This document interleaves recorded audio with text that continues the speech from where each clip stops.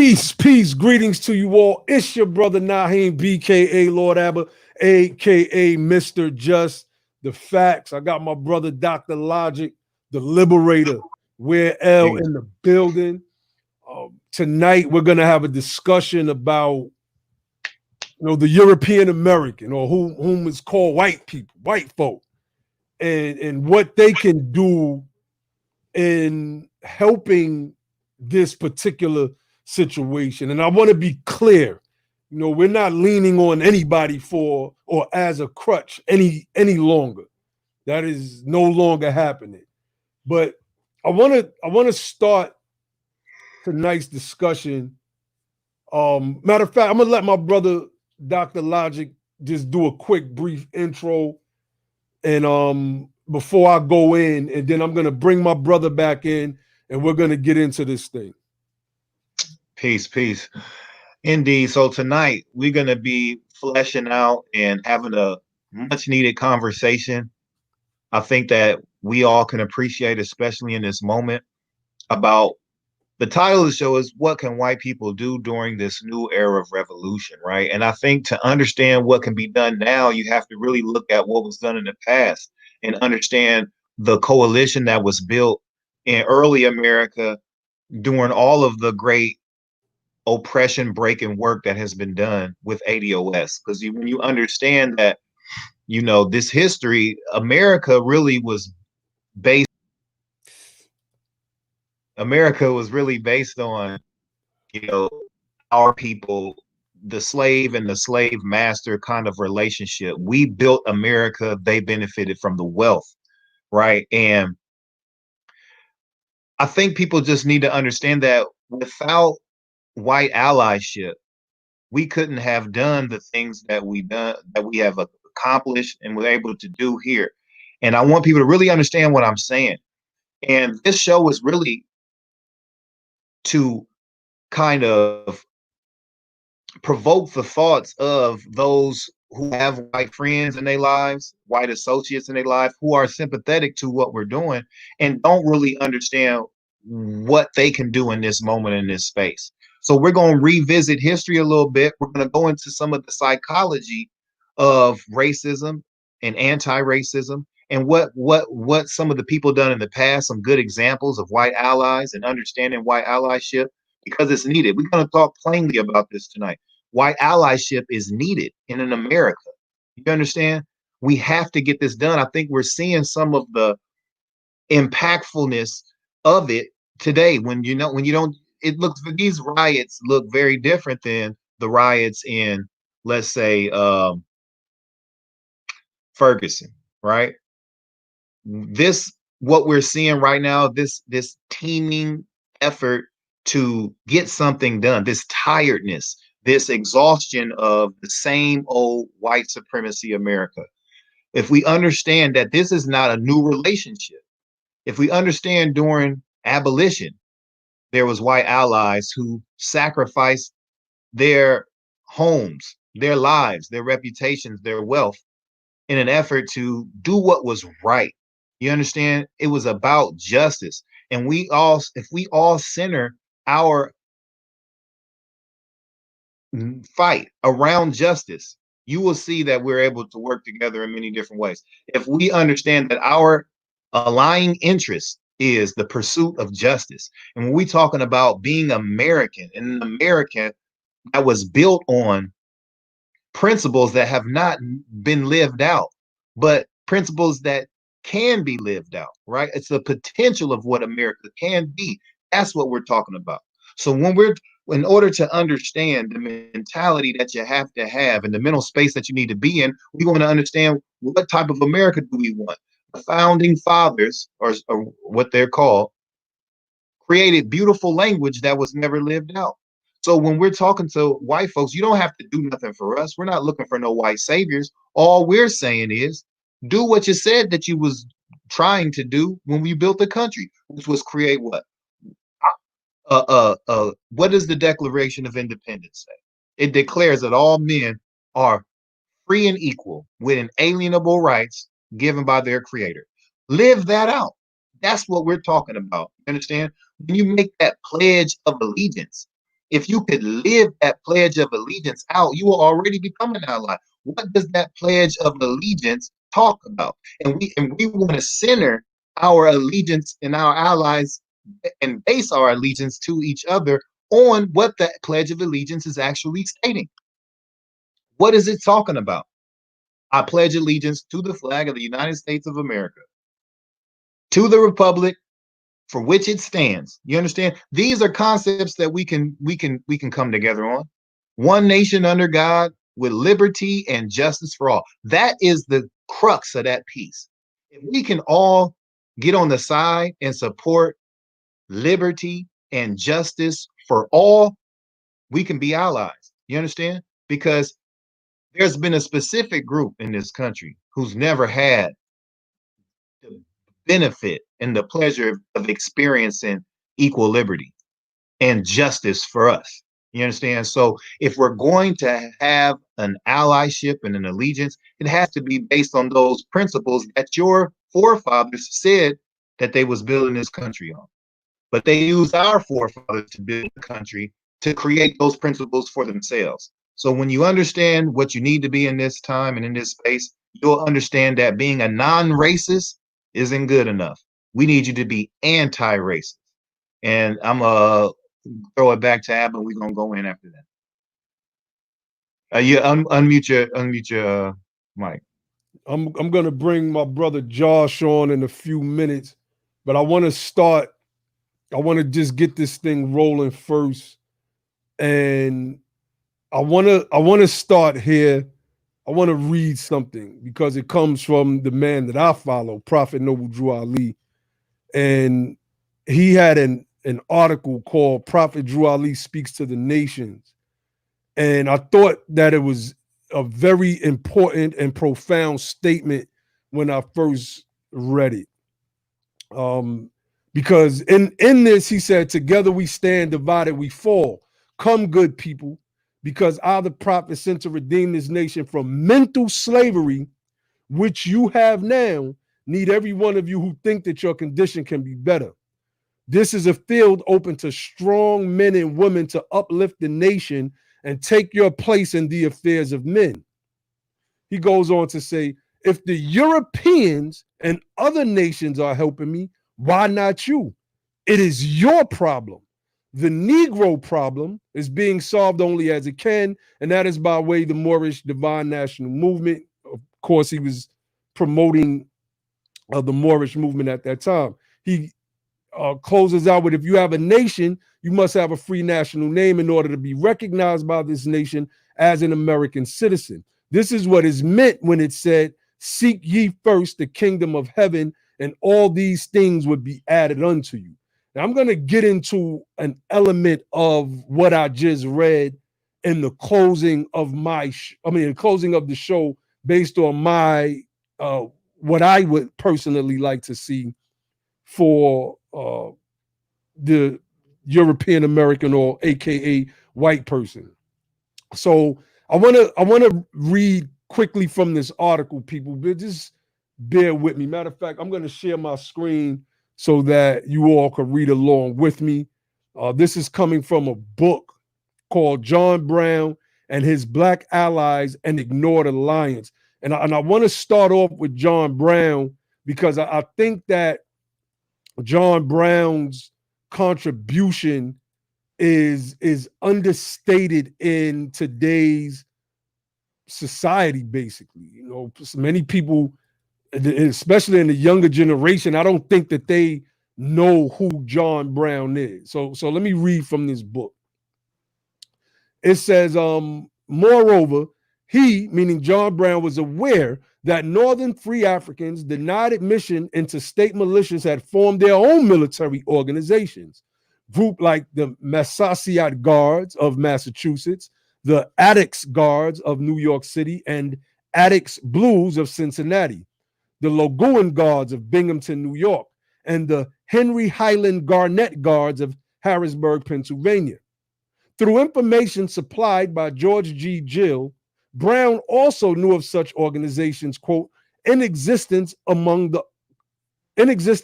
colored people through most or nearly all of the slave states, end quote. So I just want to stop there to say there were quote unquote black militias forming all over the United States of America that we had never heard of, even in the states where we were most oppressed at, aka the slave states. This passage continues. After the Fugitive Slave Act of 1850 became law, Brown himself had organized a self-defense group of 40 black men known as the League of Gileadites. He also had firsthand knowledge of other black self-help groups, including the League of Freedom, the Liberty League, the American Mysteries, and in Canada, the True Bands, each with several hundred members. As Brown was building alliances with radical free blacks, he was simultaneously working with allies to determine where military action would be most effective in weakening slavery and invigorating anti-slavery agitation.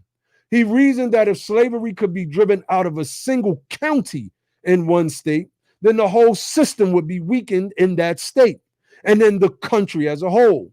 In determining which county would serve its purposes best, Brown studied census returns and the distribution of the black population. He made maps of fugitive slave routes. He knew about Denmark Vesey, insurrections in South Carolina, Virginia, and Tennessee, and about Nat Turner. He studied the history of Haiti and Jamaica, reading everything he could on Toussaint Louverture. He knew about the activities of the Underground Railroad and of organized resistance in Pennsylvania and Maryland to the Fugitive Slave Act. There's a reason why I wanted to read that, because I wanted to show the links that John Brown would go to and was going to, insofar as the freeing of our people. He wanted to see our people free desperately, that he gave his life for it. He went and raided Harper's Ferry. Some accounts say he only had 12 men. Some say he had 22 men. So there's a disparity in between. I guess it depends on which scholarship or research you're looking at. But he got caught because, according to some researchers, he stayed an extra 2 hours waiting for the Negro cavalry to come. And he expected 4,000 of our people to be there to fight for their own freedom. And they never showed up. And so for that, John Brown was captured and he was hung. And, history has written well of the man. And his actions caused the Civil War. It was John Brown's actions that caused the Civil War. And those leaders like Frederick Douglass, who at first rejected his call to raid Harper's Ferry, he felt guilty after that. And Frederick Douglass wrote to that effect. But this helped spur that Civil War. And I want to read from W.E.B. Du Bois real quick. I'm going to read a little bit, and I'm going to let my bros go in. But it's important for us to capture what a true white ally looks like, or European American ally looks like in this particular space. So just bear with me 1 second, because I just lost my page looking for it. Hold on 1 second, people. All right. This is coming from E.B. Du Bois. I have to read this real quick. I'm going to bring my brother Josh in. I'm going to bring my brother Weir L back in. And then I'm going to come back around to my point about white allyship and what that looks like. And we're using that term white Moors because we know what it is. But stay tuned because I see some of my bros trying to question my youth. I mean, I've been saying black and white since I've been on here, because I'm talking to people that don't understand the Moorish element and the Moorish dynamic. I'm gonna teach. Let me teach. I'm a teacher. All right, let me get into oh goodness. 1 second. All right. I want to read from Du Bois real quick on his book on John Brown. Real quick. All right. It says a full century, and I don't know why I can't get this to, let me see something. All right, a full century has passed since John Brown started in America the Civil War, which abolished legal slavery in the United States and began the emancipation of the Negro race from the domination of white Europe and Northern America.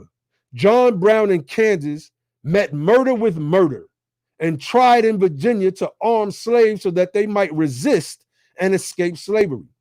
Ever since his violent murder of the border ruffians who were trying to force slavery on Kansas and his attempt to seize the armory at Harper's Ferry so as to arm the slaves, there had been bitter debate as to how far force and violence can bring peace and goodwill. This is a question that can never be completely answered for all circumstances and for all time. It is quite possible that time and searching conscience could have brought the emancipation of the slaves of the South without the catastrophe of war, murder, and destruction. But that is by no means certain. It is quite possible that in time, public opinion of abolitionist North could have, or of an abolitionist North, could have forced the whole nation to embrace freedom for all men. But that certainly was not true before the American Civil War. On the other hand, it was true that the violence which John Brown led made Kansas a free state, that the flight of the fugitive slaves was the beginning of abolition, and the plan of John Brown to put arms in their hands could have hastened it. Although John Brown's plan failed at the time, it was actually arms and tools in the hands of 500,000 Negroes that won the Civil War. And I thought that that was a powerful, powerful statement by W.E.B. Du Bois in the opening of his book entitled John Brown.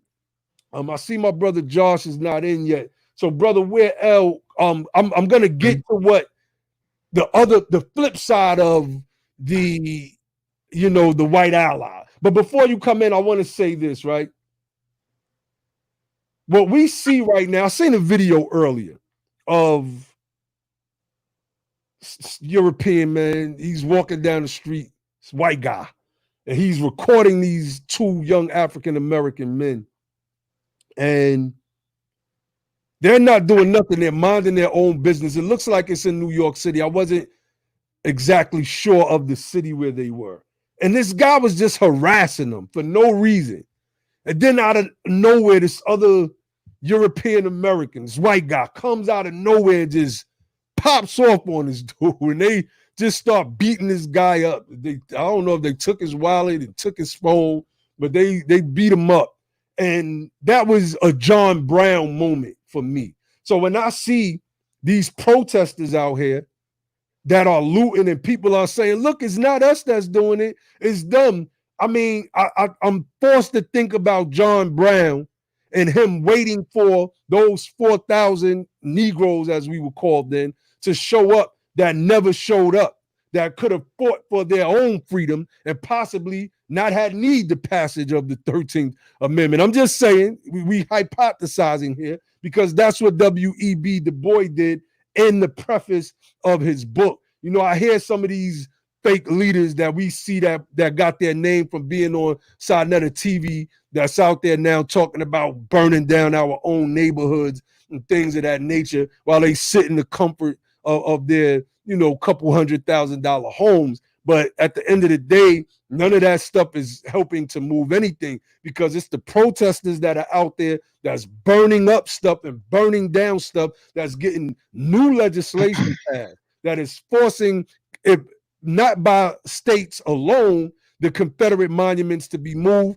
by the will of the people themselves and tearing it down themselves. It is those people that are on the ground that's doing that, not peaceful protests. And that brings me to King, and I'm going to get to King in a few. So, brother, where L, definitely start your presentation, bro. And Absolutely. We're gonna go in. So before I go into anything too long-winded, I want to say tonight's discussion is going to be uncomfortable for a lot of y'all because we don't understand what it takes to actually be victorious. Y'all, we think our people as a group are very much so emotional thinkers, and you think with your feelings, and you don't have a strategic mindset. You don't think tactfully. You think, yo, we just want white folks to leave us alone. There's over 300 million people in this country. We not even if we add all the so-called black folks together, we only have about 42, 43 million. We don't even have 50 million. What do you think leaving you alone is going to do? We're going to be an isolated group with no wealth, no power, no allies internationally or nationally, and we will be eradicated. Think strategically.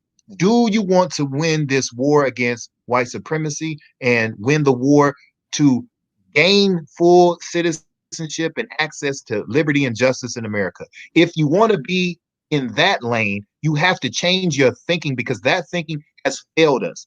That thinking that the Nation of Islam and other so-called black power groups have been fostering has failed. Dr. King, regardless to how you feel about him, personally was insurmountably way more successful than any of them doing anything. Huey P. Newton understood the principle that we're talking about today. The Black Panthers understood that principle. Martin Luther King understood that principle. And Harriet Tubman understood this principle.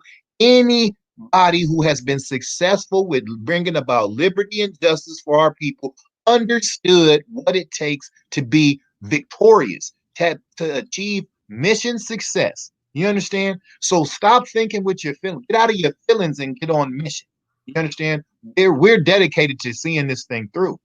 So with that said, I'm going to talk about how to teach and educate white folks whose heart is in the right place, but their head is confused and in the wrong place. They don't know what to do. First, we have to break down this non-racist mindset and build an anti-racist mindset.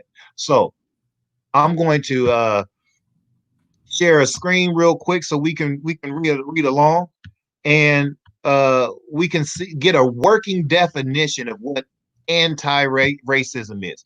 We're not going to do any guessing. I'm going to give you a working definition of what anti-racism is, and we're going to build from there. All right. This comes from, so y'all, if y'all want to see it, where this comes from, it's the Alberta Civil Liberties Research Center. And it says, anti-racism defined.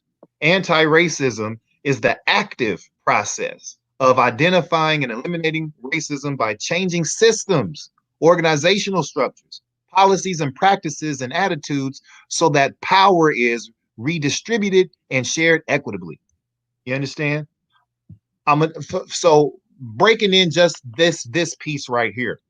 Understand that the nepotism that has been built over a few centuries in this country has put the proximity of power structure placement so far out of reach from us. If we don't build allyship, right, so that our white allies can use their agency and their inherited position in this country to start facilitating some of the systemic changes that we want to see, it will take several centuries before we can get to where we can do that. We need to understand that there has always been these type of sympathizers who can use, you have to educate them and have conversations and build relationships where they can weaponize their position and it can be productive for our cause. So if you have a friend who may be a judge, or if you have a friend who may be a legislator, or if you have a friend who may work in the mayor's office, if you have a friend who may work in various places and they're sympathetic to our cause and you have their ear, you can start to guide their mindset and guide their thinking and change their attitude so that they can use their privilege in this country to start making it work and affect change for justice. This is just basic tactics that we must use if we want to be successful. There's no getting around that. So I'm going to continue. It says anti-racism examines the power imbalances between racialized people and non-racialized white people. This imbalance, these imbalances play out in the form of unearned privileges that white people benefit from and racialized people do not. All right. Anti-racism is the practice of identifying, challenging, and changing the values, structures, and behaviors that perpetuate systemic racism. All right. So this is the goal, to change the value. And we see a lot of this going on and starting right now with the deconfederatization that we see going on in America that should have happened well over a century ago. You see the vestiges of the proud Southern white supremacist Confederate heritage being literally torn down today, right? You see on social media every other day there's different videos and people going live, and white people are arguing with their parents and getting kicked out of their homes for saying Black Lives Matter, and for and whether this is not about whether we support that particular movement and that slogan or anything like that. It's about understanding what's going on in our country right now and how to use it to benefit the overall and bigger picture and bottom line. We're seeing this. We have to seize this moment and understand how to use that energy effectively.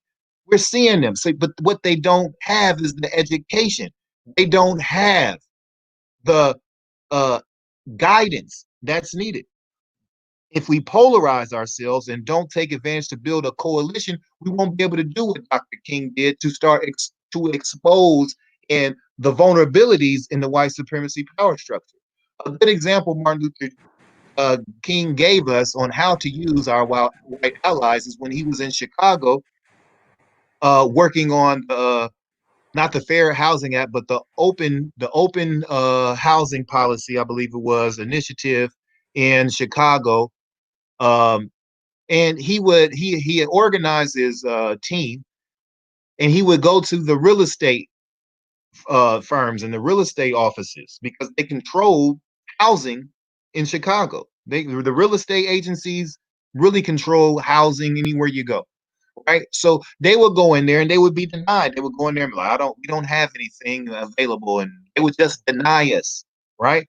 Then he would use those same white allies, send them into the same real estate offices, and they'd be like, oh, well, we have openings everywhere. What kind of home do you want? What type of apartment? Do you want a duplex, a fourplex? Do you want a high rise, a low rise, a mid rise? And then they would come in right behind them and say, oh, well, as you just said, you didn't have nothing for us. So we have to we're living in a hypocritical time right now, and moment.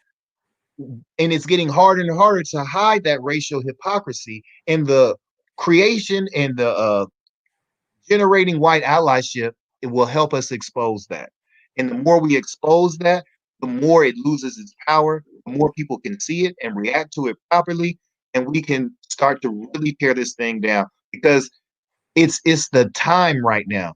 Do you understand what the time it is now?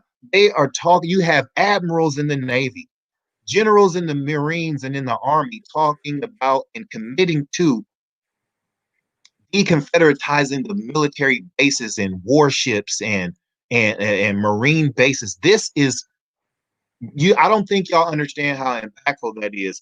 This is shaking the foundation of white supremacy. When you're changing or even discussing the idea of changing military bases like Fort Benning, Fort Lee, you understand, Fort Hood, this makes the white power structure lose their mind. We have to seize the time. I'm gonna come back later, but I'm gonna stop sharing my screen. I know my brother Josh just got on, and I got some more things to show. I got a good example of modern day white allyship in a short video I want to show later on in the program. But I'm gonna stop sharing my screen now, and we can continue.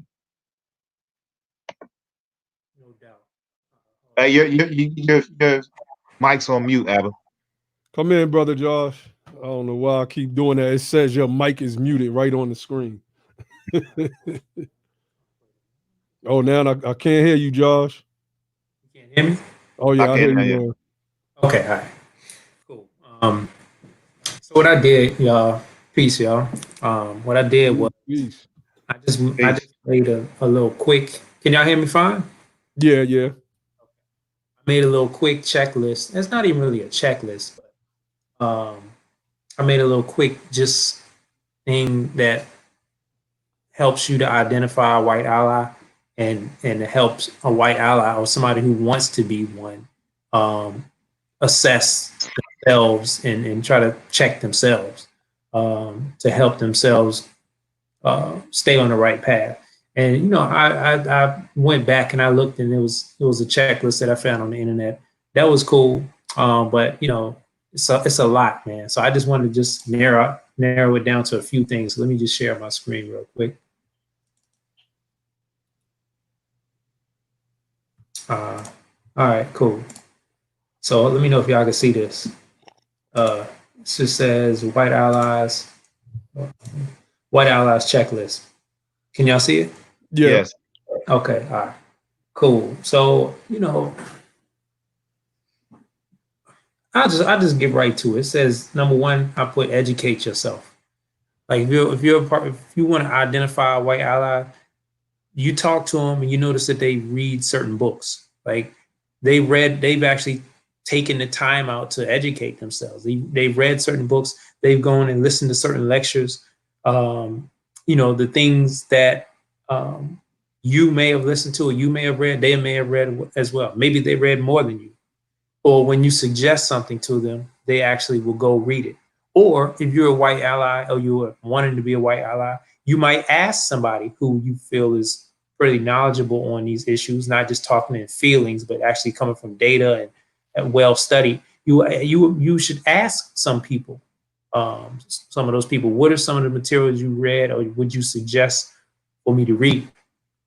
And I say impactful books on race in America. Like, you know, you can just pretty much, the Breaking Brown book club will get you right. You know, we talked about how the Irish became white. What was it called? When affirmative action was white. And you can, you know, we're going to have the Be the Power book club, and we're going to have some books in there. But, you know, the Bloody Shirt, yeah, I'm sure is going to be the first one. From Here to Equality by Dr. Sandy Darity. Color of Money. What is the other one? Color of Law. Man, there's so many. So many of them. Book Where Do We Go From Here? Those are books that you can suggest for them to read, or if you're listening, you're a white ally. Those are books you definitely want to read. And then underneath, educate yourself. Constantly ask questions and listen. You know, you got two ears and you got one mouth. You got to use them in proportion. You know, it's not always going to be about you and satisfying your, you have some type of thirst, or, you know, you want to feel good and make yourself feel like you're doing something. But, you know, understand it's not really going to be about you being centered. It's about, you know, us working together to get things accomplished. And then, you know, you got to seek first to understand and then to be understood. So you may have certain things you want to add, or certain ways that you want to have us to see things, but make sure you're understood. Make sure you understand us first before you prescribe some type of solution that you have. Because understand that we got a different perspective, and, you know, we're the ones that have received the injustice. And, you know, we want to make sure that we're fighting to get to the right destination. Number two, our brother already covered anti-racism activity.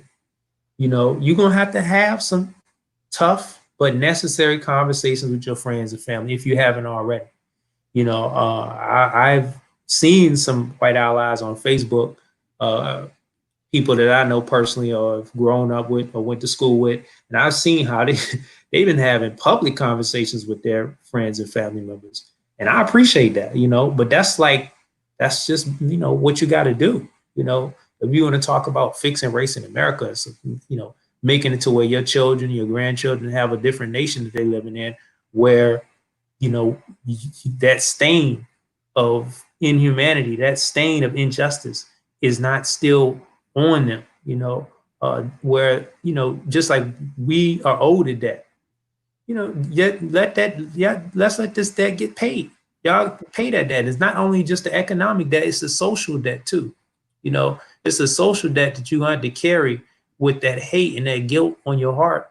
And you know, hey, part of that is the hard work right now. You're gonna have to pay a price too. You're gonna have to pay a price. Some relationships might get cut off or get strained. But guess what? We had our whole family lineage cut off. We had our whole history and culture cut off. We got our children was sold away. You know, our children was taken away in apprenticeship and re-enslaved after emancipation. You know, things like that. So keep those things in mind when you're going through your little ups and downs with friends and family members who, like, you're calling you nigger lover and all that kind of stuff. You know, you're gonna have to participate in whatever is going on in the streets. You're gonna have to get active. Whatever is protests popping off, you're gonna have to pop off too. Like Yvette Carnell always says, if you throw a chair, if we could throw a chair, you need to throw a chair too. And you need to utilize your privilege. You privilege. You know the cops gonna throw it, beat us and throw us in jail and throw away the key. They probably not gonna do the same thing to you. So you might be a little bit harder. Go ahead. What you gonna say, bro? I don't mean to interrupt you, but I have to address something before it just gets swept through the chat and it gets missed. But like I said, this is gonna be a tough steak to eat tonight. But we gonna force feed you. You understand? Now understand this, right? These type of comments really highlight the mentality that has held us back, right? Highlighted look at this comment. LOL. This live is a joke. Have thou not learned anything from Malcolm X? Let me tell you what I learned from Malcolm X. I learned that the same brothers that he called brothers blew his brains out in front of his family. That's right. Understand that the Nation of Islam, with the same type of mentality, couldn't do in Chicago in 30 years what Martin Luther King came and did in a few months in Chicago. That's you understand that? Y'all need to get out of this weird mindset. Y'all not dealing with real change and transformational work. You want to exist in this weird space where you say Black power in the day and then go work for boss every other day of your life.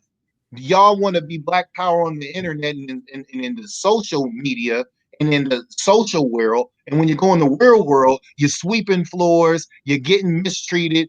You can't even be the boss of your own house.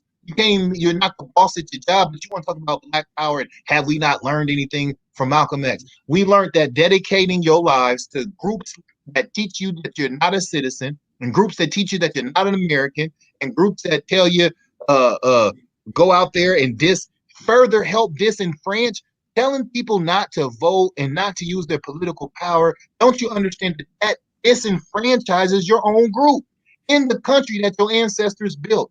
That is tactically foolish and self-destructive. So we've learned a lot from the good brother Malcolm X. You need to educate yourself by watching this video. Go watch some of our past videos. We are moving in a different energy right now. If you can't understand what we're talking about and what we're doing, I don't know what to tell you. And that's another thing that we're going to have to accept. There's going to be a lot of collateral damage and dead weight we're going to have to let go if we're going to be victorious in the future. I apologize for interrupting you, Josh, but I had to just speak on that. It's necessary, man. It's necessary, especially like, you know, we dealing with a group of people whose organization might have some influence, who's talking about separation, you know. And, you know, we've covered that on a past show or maybe multiple past shows, but it warrants us mentioning it again. You can't have separations without reparations. So let's get the reparations part first. And then if you want to talk about separation, then you can talk about that. Let me go back to this. Let me just finish up this a couple areas real quick. All right, and after you do that, I'm actually going to go to Malcolm X. I have Malcolm X queued up for the night. That's right. That's right. You know, I don't know. When I look at the name, Araya Dijarael, I could tell it's just like one of them Moorish. You know how they spell it, M-U-U-R, the Moorish trolls. I mean, it is what it is, though. We still want we address the trolls here too. Go ahead, brother Josh.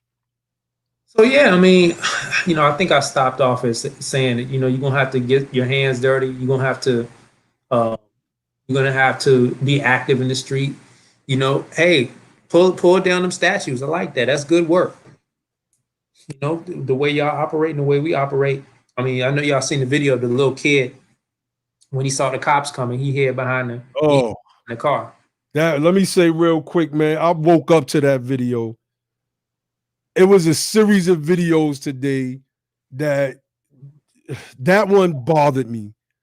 Then we was all having a conversation earlier, my brothers and I, and my brother Dr. Logic, where he was going in about a little private conversation he had. That got me. That just got to me. Then I seen a video of this cop in Clayton County, Georgia. These little young boys was outside slap boxing, and the cop just standing there with the gun pointed at them with their hands up, and everybody just screaming on the streets. They babies. Why do you got your ooh? Ooh. Man, people don't understand. They don't understand. They do not understand, man. Yeah, you understand. I mean, the whole point I'm trying to make is use that white privilege, quote unquote, to your advantage if you're a real white ally. Because understand that's not happening to y'all like it is us. Like that's a normalized for us. Like it's the reason why that kid hid behind that car is because he expected that. He expected something like that would happen. I want to ask, do y'all have the same expectations? Chances are you answered that question, no. That's right. Use that to your advantage. That's right. It's their system, and it has to be. I mean, it's the system that puts them at the top of the hierarchy. So we need to change that. Y'all gonna have to tear down. Y'all gonna have to start at the top of the hierarchy and tear that system down. That's right. But let me go back here. You gonna have to get your hands dirty on social media. Sister Cynthia McDonald. Shout out to Sister Cynthia McDonald. Shout out to Brother Marlon Watson and the whole ADOS Chicago. Shout out to ADOS in general. We definitely see y'all out there putting work, and I just in that work, and I just wanted to shout y'all out. I just wanted to read her comment on air. Racism is their system, and it has to be them to tear it down. Come on now. Come on now. Profound statement. And I just want to hear that before you finish, Josh. Oh yeah, exactly. You know, get your hands dirty on social media. You know, the stuff that we posting, you gotta post it.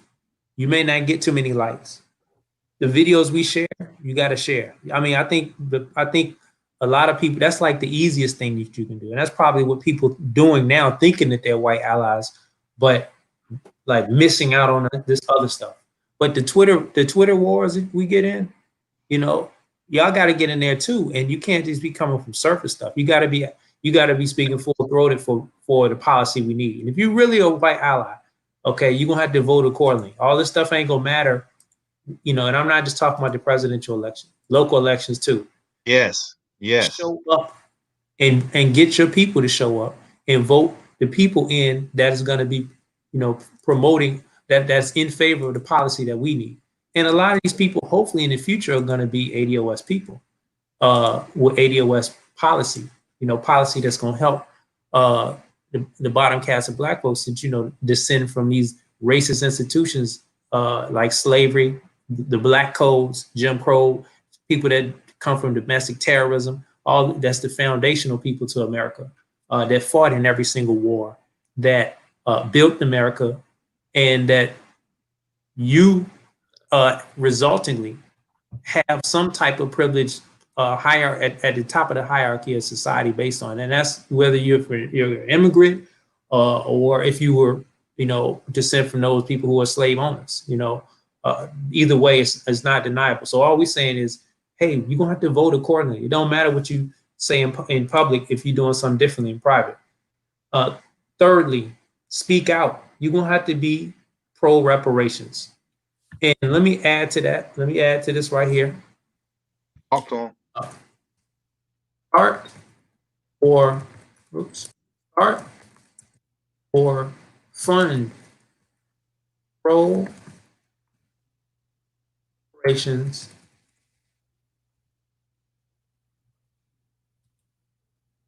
Yeah, you're gonna have to start a pro reparations pact. fund a one that's already in existence. If you find one that isn't in existence, that's a pro reparations for American descendants of slavery. That's probably the number one thing you can do. Because see, you got to understand that Black America is locked out of politics because we don't have any wealth. You take their wealth and they go. People take their wealth and they go and invest in, because this is a system. This is a political system through Citizens United. We all know, and through the unlimited political contributions that are afforded to political campaigns through super PACs, where we just don't have the wealth to really make a major impact on policies that we need, especially on the like national level, where it takes huge sums of money. So, these fundraising dinners like Trump has, I mean, eventually the white allies, y'all gonna have to start getting your people together and putting some money up in kind of going out.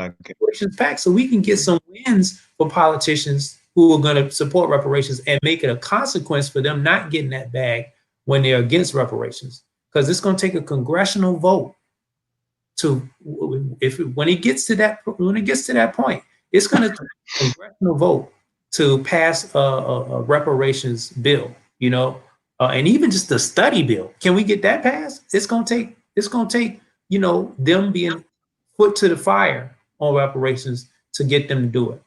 There's somebody. Yes. I heard somebody talking. Oh no, I was just, go ahead, brother. Okay.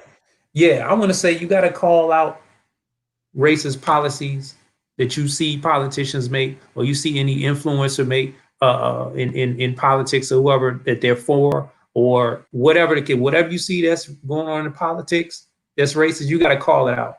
And you're also going to have to call out what I call the POC, the people of color dodges. Anytime somebody talking the language of people of color, communities of color, minorities, diversity, you're gonna have to call that out too, and just say, no, you need to do something specific with Black folks. Okay, that's what a white ally looks like. That's right. I want to say, leak. Hey, one second, Josh. Because I don't want to just speed over that real quick. Mm-hmm. Let's put a speed bump on that, and they need to understand that takes education, because what you'll find is a lot of white folks who mean well don't know how to do well because they just don't know, and oftentimes what they think is a good deed ends up being destructive because of their ignorance. So that's where the education part that Josh is letting them know. They don't understand that using the term people of color is destructive for our movement. We have to educate them. We have to send them to ADOS 101. If you have white people in your circle, give them the information so they don't have to search for it. Give it to them. You don't even have to give them the whole. Take some of a portion of it here. Check this out, man. Find diverse ways to get the information to the people that need it.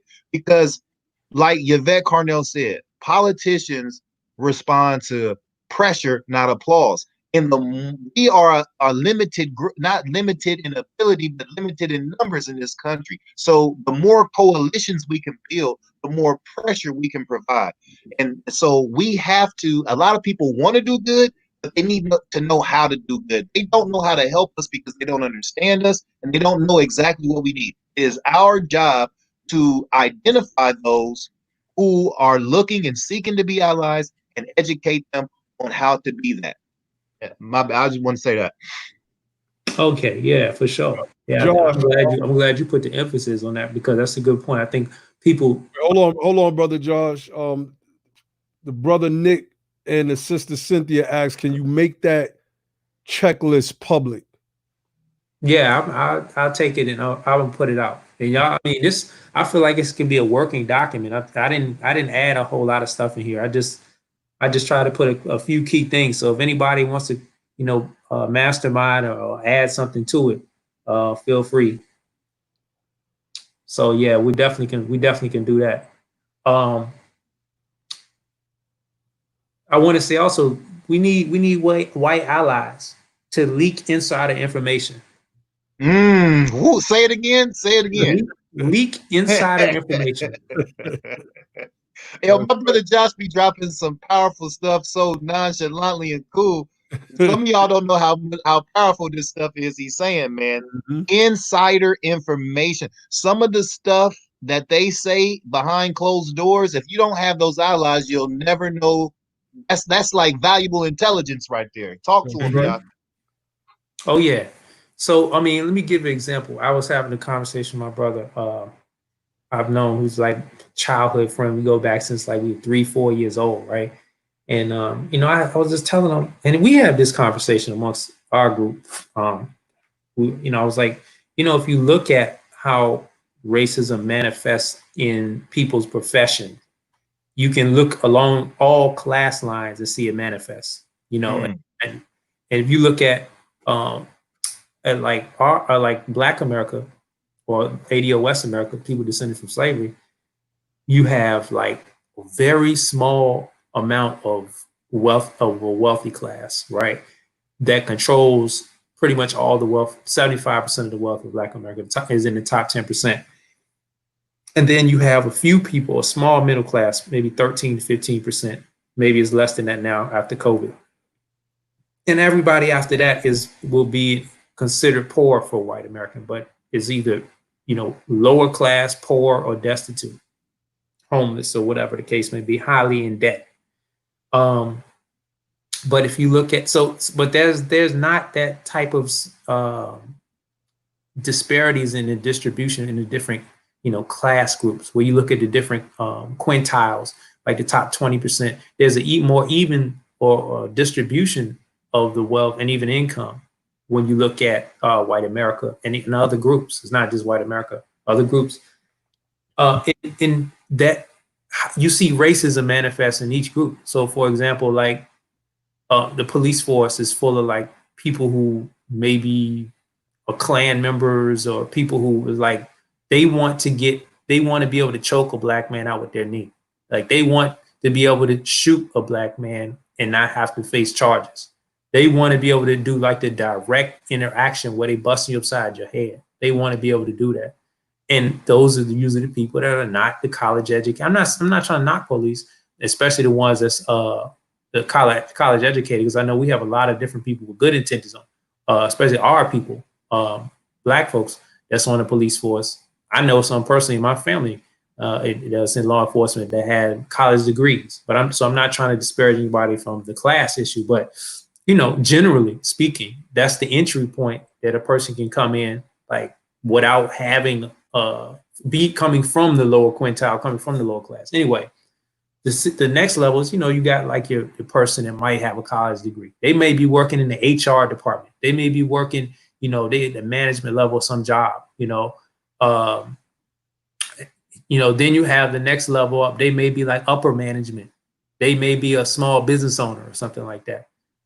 Then you have like CEOs and wealthy people and business owners and all that kind of stuff. That's like way up there. And of course, you got like billionaires and multi-billionaires and all of that. But the racism, let me back up. I skipped something.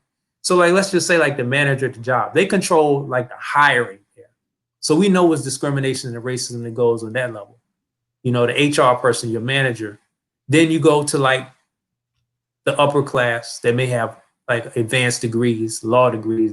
We talking about doctors who under prescribed medication, who say, oh, you're not that sick, or you all right, or they may do malpractice, or whatever the case may be. There may be a lawyer who even though they're supposed to be representing you, getting you to cop a plea. There may be a lawyer who is trying to throw the book at you. Like that's racist animus in that profession. And then, of course, the business owner who not only are they doing, like, let's say, environmental destruction to the community you live in and causing your people to have higher rates of cancer, not only are they telling the management to institute racist policies and hiring, but they may be also taking that wealth and they're funding politicians that are in favor of doing the same thing. So if you're working at any of those levels, we need you to out these people. We need you to leak this insider information from things that you may be able to see that we would never be able to see because we're not in them institutions, but not in them positions at the same rate y'all in. But you have access to that information. So hey, part of that is number 4. Be willing to sacrifice, because at some point you might have to lose your job. You might have to put something at risk for you, where you get losing some money, or you don't have the same business like you had, because some of the white people are going to seek retaliation, or they're going to form things against you. So you're going to have to be willing to sacrifice. You're going to have to be willing to give up something, give up relationships, friends, business, free time, peace of mind. Because guess what? You want to talk about sacrifice? That's part of the social debt. Our people didn't imagine how much we didn't sacrifice. I started the show off talking about Man, that was terrible. Brown and the ultimate sacrifice that John Brown made for our people to basically free them from slavery. You got to think about a man, right? And I'm speaking to quote unquote white America right now. You have to think about a man that died so that he could free us from slavery. His sacrifice, speaking of point 4 of that checklist that Josh just pulled up, his sacrifice was what kicked off the Civil War. It stirred up that engine that said freedom or death. We're tired of this. And we're seeing it somewhat right now. We're seeing that right now with a lot of these protesters. So I want to get to the second leg of white allyship, right? And this is the veiled ally. These people are not really allies. Matter of fact, I think my brother Malcolm describes them best, our late great ancestor. So I want to read Brother Malcolm, and then I'm going to read something from King, and then I'm going to bring my brothers back on. And these speeches that were given in the 60s are, I don't want to say they're so much more relevant today, but it feels like they are, because we have a level of political awareness collectively that we may not have had in the 60s, although we're not participatory in the elective franchise like we were in the 60s, because we were all trying to fight and vote. That was a part of everything that we were trying to do. I think with Trump's election and the mainstream media shining a spotlight on every little thing that he does, it has brought about a political awareness that I'm starting to see reverberate through the streets from like some real hardcore street cats that I personally know. They are becoming a part of political discussion. So this is what I want to do. I want to read this quote by Malcolm X. And this quote is, this quote says everything. So I want to start. And it's about the white liberal. When I think of white liberal, I think of Nancy Pelosi. If I had to put the label on one person, it would particularly in today's politics, it would be Nancy Pelosi. Maybe some years back, it would have been a Bill Clinton or someone like that. Today, it's Nancy Pelosi. So let's read what Malcolm says. The white liberal is the worst enemy to America and the worst enemy to the black man. Let me explain what I mean by the white liberal. In America, there's no such thing as Democrat or Republican anymore. In America, you have liberals and conservatives. The only people living in the past who think in terms of I'm a Democrat or Republican is the American Negro. He's the one that runs around bragging about party affiliation. He's the one that sticks to the Democrat or sticks to the Republican. But white people are divided into two groups, liberals and conservatives. The Democrats who are conservative vote with the Republicans who are conservative. We see that even today. It continues. The Democrats who are liberal vote with the Republicans that are liberal. The white liberal are white people who are for independence, who are moral and ethical in their thinking. They are just a faction of white people that are jockeying for power. The same as the white conservative is a faction of white people that are jockeying for power. They are fighting for, or excuse me, they are fighting each other for power and prestige. And the one that is the football in the game is the Negro. 20 million black people. A political football, a political pawn, an economic football, an economic pawn, a social football, a social pawn. The liberal elements of whites are those who have perfected the art of selling themselves to the Negro as a friend of the Negro, getting sympathy of the Negro, getting the allegiance of the Negro, and getting the mind of the Negro. Then the Negro sides with the white liberal, and the white liberal uses the Negro against the white conservative. So that anything that the Negro does is never for his own good, never for his own advancement, never for his own progress. He's only a pawn in the hands of the white liberal. The worst enemy that the Negro have is the white man that runs around here drooling at the mouth, professing to love Negroes and calling himself a liberal. And it is following these white liberals that has perpetuated problems that Negroes have. If the Negro wasn't taken, tricked, or deceived by the white liberal, then Negroes would get together and solve our own problems. I only cite these things to show you that in America, the history of the white liberal has been nothing but a series of trickery designed to make Negroes think that the white liberal was going to solve our problems. Our problems will never be solved by the white man. The only way that our problem will be solved is when the black man wakes up, cleans himself up, stands on his own 2 feet, and stop begging the white man and take immediate steps to do for ourselves the things that we have been waiting on the white man to do for us. Once we do for self, then we will be able to solve our own problems. The white conservatives aren't friends of the Negro either, but they at least don't try to hide it. They are like wolves. They show their teeth in a snarl that keeps the Negro always aware of where he stands with them. But the white liberals are foxes who also show their teeth to the Negro, but pretend they are smiling. The white liberals are more dangerous than the conservatives. They lure the Negro, and as the Negro runs from the growling wolf, he flees into the open jaws of the smiling fox. One is a wolf, the other is a fox. No matter what, they'll both eat you. Now, of course, yeah, I mean, Malcolm was the man. You know, I got a problem with the do for self part, but we know that comes from that Nation of Islam thing. And we understand what do for self is in 2 different perspectives.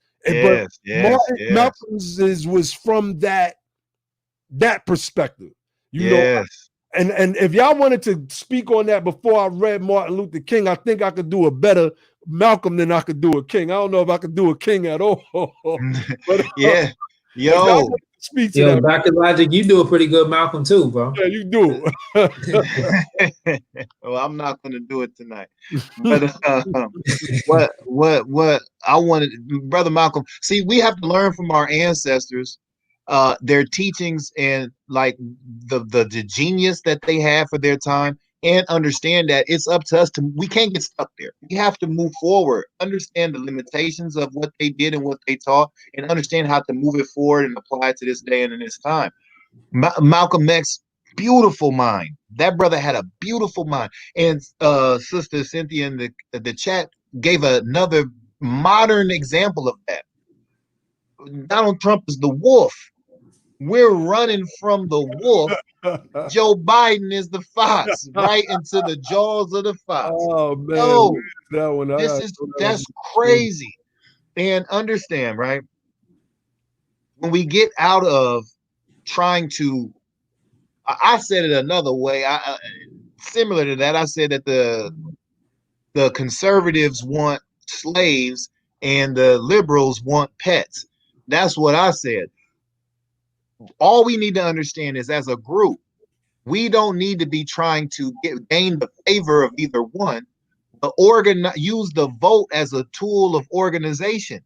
And as long as we're centered on an agenda-based strategy, it doesn't matter whether the liberal is the one that white America supporting, or the conservative is, because we have solidarity on our agenda and we're unmovable That's right. in that, unshakable in that. So they can't use those same smiles and tricks, and That's right. they can't do that. They're gonna have to come and meet us where we're at. We won't go to them. In doing in the politics and understanding the political nature of this fight, it brings us back to the white allyship. We have to get them to support us with their vote, and starting at the smallest level, right in the cities, from local politics, supporting local ordinances and local reforms, and the local distribution of money. I want the money first. We need the money first. That's right. If white folks want to be serious about being allies to us, let's talk money. Show me the money in every way and every form, from local to state to federal. But let's start right in my backyard. We can go right out to the city hall. We can start demanding that the mayor and the city start redistributing this money to where it needs to go. So that's the type of framing if we're going to be serious about this. I see a lot of the problem with a lot of black folks is they just want white acceptance. That's not allyship. They want white validity. That's not allyship. They want to be valified and held up. See, that's how movements get destroyed, because people looking for to be accepted and to be authenticated and to be praised by white folks. So then now they feel like they've won, and so you let white folks take over your movement. And now it's not about you no more. They done hopped in front of your movement and got you running all over the place, and you forgot what your movement was about because you chasing approval from white folks. So we have to understand and center ourselves around agenda-based politics, and our plight has to stay focused, and we have to stay educated. Education has to come first. That's what we have to be rooted in, the education piece. That's right. Yeah, I wanted to say, as far as you said something key, that local distribution of that money. A lot of times it's contracts that come up.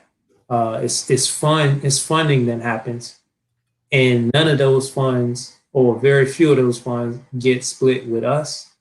And they make up all kind of excuses. And there's a good old boys network where we need white allies to get in there and use that privilege, use their voice, use them connections, use that inside information to expose these people, to speak out on policies that's going to bring equity, and to make sure that it's going to be a fair distribution, or more fair, or even if we got to get out of balance for a while till we fix some of these inequities, we need to make sure you're on the side of that. For example, I'm talking about like contracts to where you look at certain cities where 90% of the contracts go to white businesses, 95% of the contracts, or 100% contracts go to white business. How is that fair?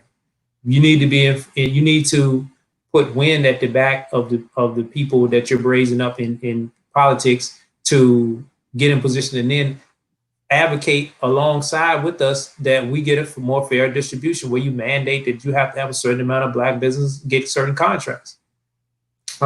Also, when it's time for communities resources to be allocated to certain communities, we need, how is it justice where them resources get allocated in your community and not ours, to fix up your roads and our roads still tore up.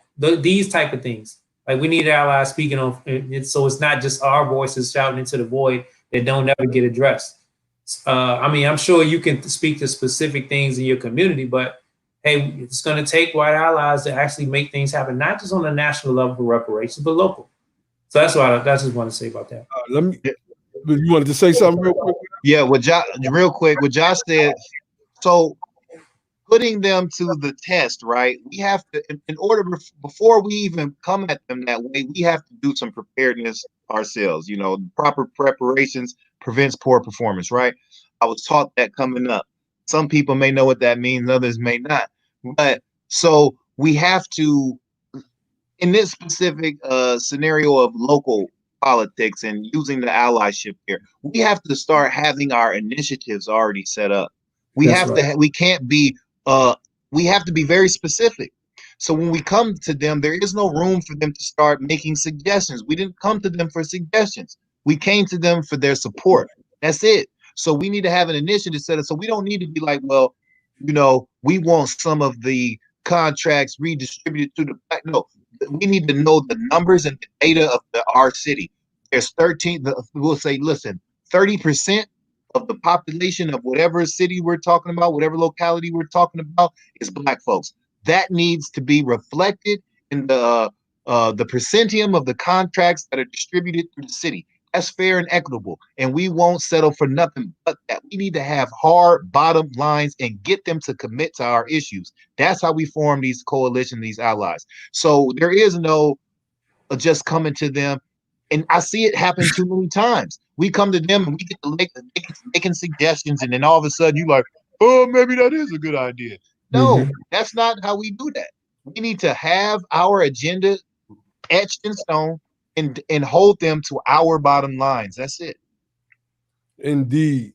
All right, I'm gonna get to our other great civil rights leader, The king. Come on now. Come on now. King. I mean, this man right here, man. What they taught us in school was this real sanitized version of Martin Luther King that it did him no justice in the way we viewed him, so that we could see ourselves through him. What we got in school was selective. These were selective things. And the speeches that we would hear when we were younger, we didn't understand them because we had nobody else really breaking down what King was about. And I grew up in New York City around a bunch of 5%ers and Nation of Islam people who felt that King wasn't what he is. So let me read from here. This is called Martin Luther King Jr.'s Challenge to the White Liberal, an excerpt from Martin Luther King Jr.'s book, Where Do We Go From Here, Chaos or Community? Family, if you have not read this book, you need to read this book. It is this book is everything. This, if you want to know the intellectual and philosophical nature of Martin Luther King Jr., Where Do We Go From Here, Chaos or Community, will give you an insight to this man's genius. So let me read. He says, a leading voice in the chorus of social transition belongs to the white liberal. Over the last few years, many Negroes have felt that their most troublesome adversary was not the obvious bigot of the Ku Klux Klan or the John Birch Society, but the white liberal who is more devoted to quote unquote order than to justice, who prefers tranquility to equality. The white liberal must see that the Negro needs not only love, but justice. It is not enough to say, we love Negroes. We have many Negro friends. They must demand justice for Negroes. Love that does not satisfy justice is no love at all. It is merely a sentimental affection, little more than what one would love for a pet. Love at its best is justice concretized. I think I said that right. Concretized, meaning concrete. Love is unconditional. It is not conditional upon one's staying in his place or watering down his demands in order to be considered respectable. And as my brother Dr. Logic was just saying, don't come with no suggestion. Let me continue. The white liberal must rid himself of the notion that there can be a tensionless transition from the old order of injustice to the new order of justice. The Negro has not gained a single right in America without persistent pressure and agitation. So King acknowledged pressure and agitation because that was one of the main things that he was an adept at, applying pressure and agitating. Man, masterful. Nonviolent coercion always brings tension to the surface. See, that was his master plan. This tension, however, must not be seen as destructive. There is a kind of tension that is both healthy and necessary for growth. Society needs non-violent gadflies to bring its attentions into the open and force its citizens to confront the ugliness of their prejudices and the tragedy of their racism. It is important for the liberal to see that the oppressed person who agitates for his rights is not the creator of tension. He merely brings out the hidden tension that is already alive. Ooh. Larry King was no joke. Last summer, when we had our open housing marches in Chicago, many of our white liberal friends cried out in horror and dismay. You are creating hatred and hostility in the white communities in which you are marching. You are only developing a white backlash, end quote. I could never understand that logic. They failed to realize that the hatred and the hostilities were already latently or subconsciously present. Our marches merely brought them to the surface. The white liberal must escalate his support for racial justice rather than de-escalate it.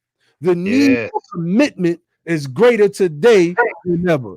So we see the genius of King, right? And I want to real quick juxtapose that to what Du Bois said in the opening of his book. I want to come back to that real quick before y'all give commentary.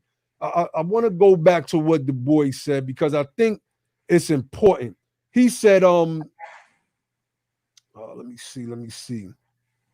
He said, ever since his violent murder of the border ruffians, and he's talking about John Brown, ever since his violent murder of the border ruffians who were trying to force slavery on Kansas and his attempt to seize the armory at Harper's Ferry so as to arm the slaves, there have been bitter debate as to how far force and violence can bring peace and goodwill.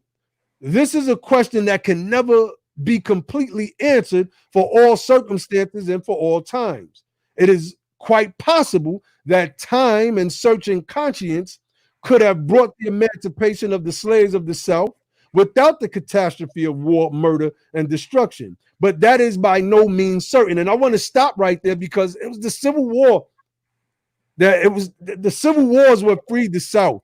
And what we're seeing in the streets of America today is the precursor of a civil war. If you want to call it a civil war, that's what we're seeing. But what is happening, Target put out a statement today, a decree that Juneteenth will be a paid holiday from here on out. This is what happened, so we understand what King did. And King himself, and you always hear me speak about this, spoke about that old Hegelian dialectic, thesis, antithesis, and synthesis. And we see the thesis and the synthesis of how King and Malcolm viewed the quote-unquote like white liberal, the wolf. That's what Joe Biden is, the man that most of our people is going to go run to the polls for in November because they got us running from the wolf that is Donald Trump. The antithesis was the methodology by which things would get done. Malcolm believed that there should be a violent uprising. He believed that wholeheartedly, while King didn't believe that. And I don't know if Malcolm was or would have been able to lead the proper insurgency because he was hamstrung by Elijah Muhammad. And that's why I called the Fruit of Islam a bunch of toothless tigers. And I'm saying it again right now. But he was hamstrung by Elijah Muhammad because if Malcolm had his way, there would have been a race war and something would have changed. Something would have changed. That ugliness that was there already, that was present, is what Malcolm wanted to take head on. But what King did was brought out the hidden ugliness of the people that were pretending to support us just to shut us up, just to ease our qualms and calm our fears while we were still being brutalized by these European Americans, right? The white man. So I wanted to tie those things in because in this conversation about white allies and what needs to be done, they also need to understand the positions of King and Malcolm in this regard, because one looks at King with reverence. The white liberal quotes King ad nauseum, right? While they look at Malcolm X with probably the same disdain that today's white conservative looks at Malcolm. We find these two great elders of ours, these two great ancestors of ours, saying the same exact thing about the white liberal, the Nancy Pelosi and the Joe Biden of today. So, my bros, please speak to that, because I think that, you know, that element of it is a part, or should be a part of the education that today's quote unquote white people need to understand and know. Let me say this. When we're with the fight to end racism and white supremacy, or if you were talking about a race war, you have to understand that war can't be one race against the other. It has to be to end racism itself. That's the only race war that anyone should be invested in fighting. There's 42 million of us, and most of us don't have no solidarity. There's 300 million people in this country. Who do you think wins that? If you're talking about, listen, I don't talk about my personal life or anything like that for reasons, but I'm a military man. My business is warfare. You understand? And if you don't have allies, you lose. If you're not the superpower, without allies, you get destroyed. Do you understand what I'm saying? That is why this message that we're talking tonight is very important. You have to build allies, especially if you're a group that we have proven through the work of ADOS, Dr. Darity, what we've been doing on this show, what many of us have been doing around the country for several years. We're a wealthless group. We have no foreign allies. We have no domestic allies. We're trying to build them. We have no wealth. We have no resources. We don't have any institutional power. You understand? So we don't have the straps. Let me say this real quick. You know, we don't have the weaponry. You look online and you look and see all these weapons selling out, and we thinking, man, I need to get this. And then, you know, when it comes time to push the button to buy it, you know, we kind of apprehensive, like, but at 4, 5, 6, 800 stack, whatever, on a gun.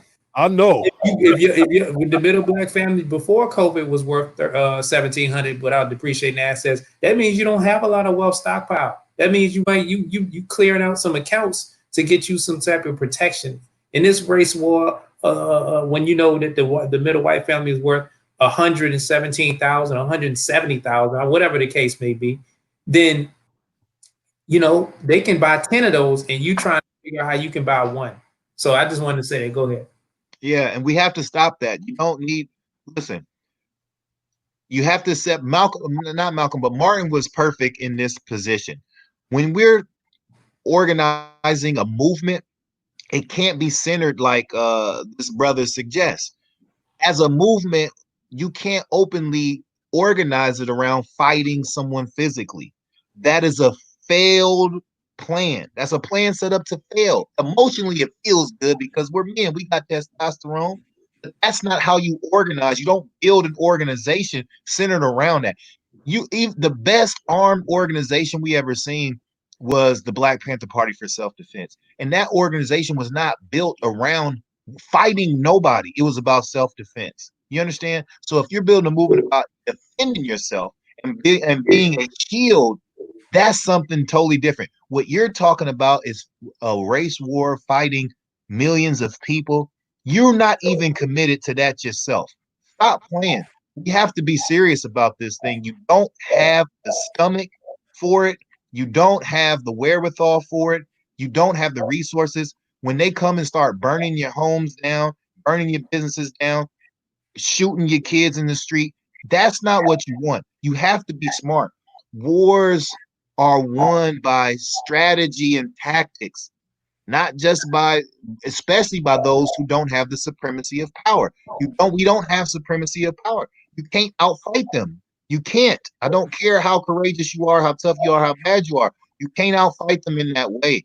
Learn from King. He got more done in QEP and Malcolm X combined. and he ain't throw a rock. He got more done than Huey P. and Malcolm X combined. Learn from King. We're trying to get stuff done. Come on now. Yeah, I mean, hey, What you want to do is create a fifth column within the people that you're against and That's try right. to create that division and self-destructive element within their own ranks so that they can anyway each other inside of their own house. Get the house to collapse from the inside. Be smart. We're smart people. We cannot try to out violence the most violent man in history. We can't out violence him. He has proven that he will go to depths lower than anyone is willing to ever go. You can't out History of violence. mankind.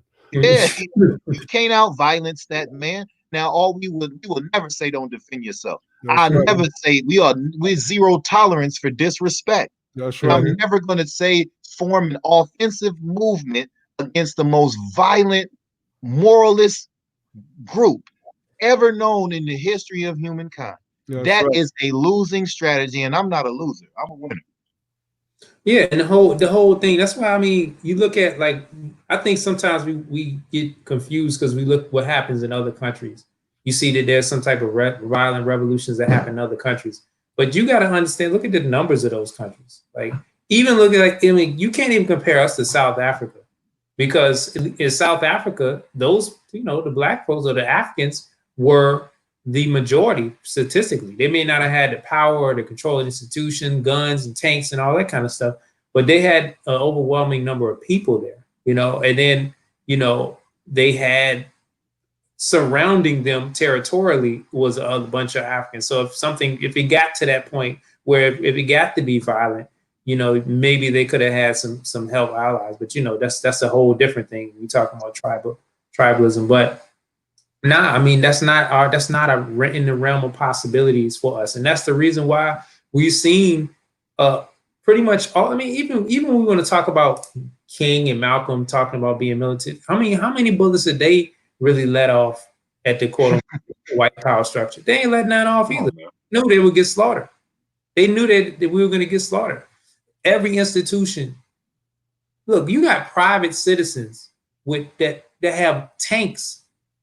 You have private citizens with rocket launchers, with extreme weaponry. What do you think you're gonna do? And then you talking about you got the government. That's just not realistic. So we don't even need to entertain any time on that subject of violent revolution, because that's not what this is about. If there's gonna be a race war, like we already said, it has to be about ending race, and that's going to include everybody who's in favor of wiping the scourge of racism away, of stopping us from being just a class of people that just get killed with impunity. Like the people that you see on the streets, if it came to a race war, a lot of them people will have to be the people that's fighting on our side. Otherwise, we just finished. And so I think that's kind of what we're talking about, white allies. Like, white allies, look, it's gonna come a time, and that time is now, actually. We're just gonna have, either we're going to have justice, or we're gonna just go away. We're gonna be finished. And I mean, I hate to use those type of extreme type of terms, but that's just how I'm feeling right now. Like, it's a moment where, like, it's time to I want get off the toilet. I want Dr. Logic to address this one. I'm putting it on the screen. We have gangbangers with guns. And listen, right? I was raised on 78th and Yates, South Chicago. I know all about gangbanging. I grew up in between Stones and GDs. You understand? I understand the gangbanging. But without leadership, without organization, without purpose, and without money, you can't win no war without no money. The first thing we need to be fighting for is reparations. I don't want to hear listen, wars have to be funded. I don't care how many gangsters we got. When you say gangsters, I just hear soldiers. We got a lot of soldiers, but what can we do with our soldiers if we can't feed them, if we can't arm them, if we can't transport them logistically, if we can't provide the equipment that they need, what can we do? We just gonna get them killed. Now I understand that you can't train them. It costs money to do these things. We don't have the money, so we can't use those type of strategies the way you would want to use them because we don't have enough. We don't have enough of those gangsters. We don't know how many of them are committed to doing what's needed to be done. You don't know how to organize them. You don't know have no leaders that are at this moment who are willing to come to the table and consolidate those forces. And overall, the point I just said, you don't have the money to train them, to feed them, to arm them, to house them, to clothe them, to transport them. You don't to have even communicate with them. There's a to whole communicate. You don't intelligence have it. agencies that's in the FBI. They control all your phones and all that kind of stuff. Like, And you don't even have the education. Come on. You don't even know about closed network, closed source communication, open source. You don't know anything about operational security. You don't know enough to be doing what you're talking about. Look You're what he trying said. to get yourselves killed. Look what he said. So we want to ask for money from them so we can fight them. No, that's what you want to do. You're not paying attention. I'm not trying to do that. That's not what I'm trying to do. That's not what we're talking about on this show. And we're not asking nobody for money. Listen, you don't understand government politics. First of all the money that the government has is our money in the first place. We're tax-paying citizens. What we're doing is using political action to apply pressure to the representatives of local, state, and federal government to redistribute the money to where we want it to go. Because politics is the science of who gets what, when, where, and how. And if you don't play the game, you can't win the game or even be effective in the game. You have to pay attention. Come on, man. Yeah, and reparations is a debt owed. It's not like they giving us handouts. So we asking them for money. Yeah, if somebody owes you money, you're supposed to ask for it. Like, you know, if you know, doesn't T-Mobile or Verizon ask you for money every month when they send you a bill? That's what we doing. We collecting our bill. That's the bills that they ain't never been paid. Everybody asks for money from the government, but it only gets looked at a certain way when we do it. The rich, you got Delta Airlines asking for what? A bailout. A bailout ain't nothing but what? A handout. They're asking for money. So what do you? I don't understand how this begging. That's what he. Yeah, like what are you people talking about? Only when we ask for money is it looked upon as welfare and called a handout. Every group, every company, everybody, the billion-dollar banks get bailed out. Everybody gets the money. Everybody asks the government for the money because that's our money. And they're not really asking the government for money. They're petitioning the government and using political action to get the money. Like I said, the science of who gets what, when, where, and how. They're putting themselves as the who. They want the money as the what. And they're telling you how they want to get it, and they want to get it, and where they want to get it. That's what we want to do. Use political action strategically and tactically to get the desired results. Come on now. Come on. And when he says, you know, when I say don't wait for it to fight, we're not waiting. We fighting now. The whole key is like we're fighting with. We're not. When we say fight, we're not gonna fight with guns. We're not gonna fight with. We're not, because we can't win that way. We're fighting with strategy. We're fighting with political action. Using our platform to educate people. We're using our platform to get people in the right mentality, equip them with the right weapons intellectually, so that they can fight the battle. Every battle is not a physical fight. Some battles are fought with as you say, the pen is mightier than the sword. Yeah. Let Josh, I don't mean to let me say something, right? Because this is the problem that I'm talking about, right? Mm-hmm. We're on an open source right now. I'm just going to use this as a teachable moment on how foolish we operate and why we wouldn't be successful. You got this brother and people in the chat talking about waging war against white folks and on the government on an open source network. How foolish is that? How foolish is that? Yeah. You can get one, classed as a domestic terrorist, get you, yourself, your family locked up. Two, everything that you're talking about is saved on the We're on YouTube Live. What is wrong with you? What is wrong with you? Come on, man.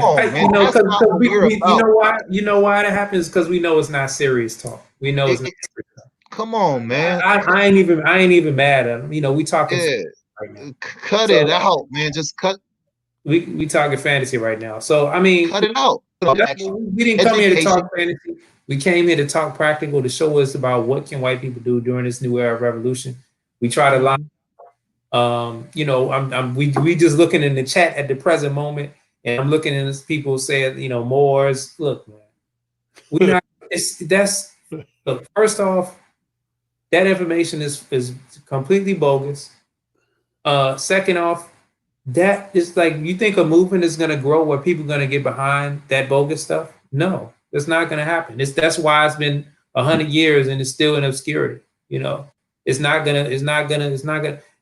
Come on, man. Where are the results with any of that? If you want to, my brother Naheem, did you want to go ahead and address that, or did you want to just ignore it and keep it? I mean, I addressed them in the chat. You know, Okay. like I'm not gonna get into it, man.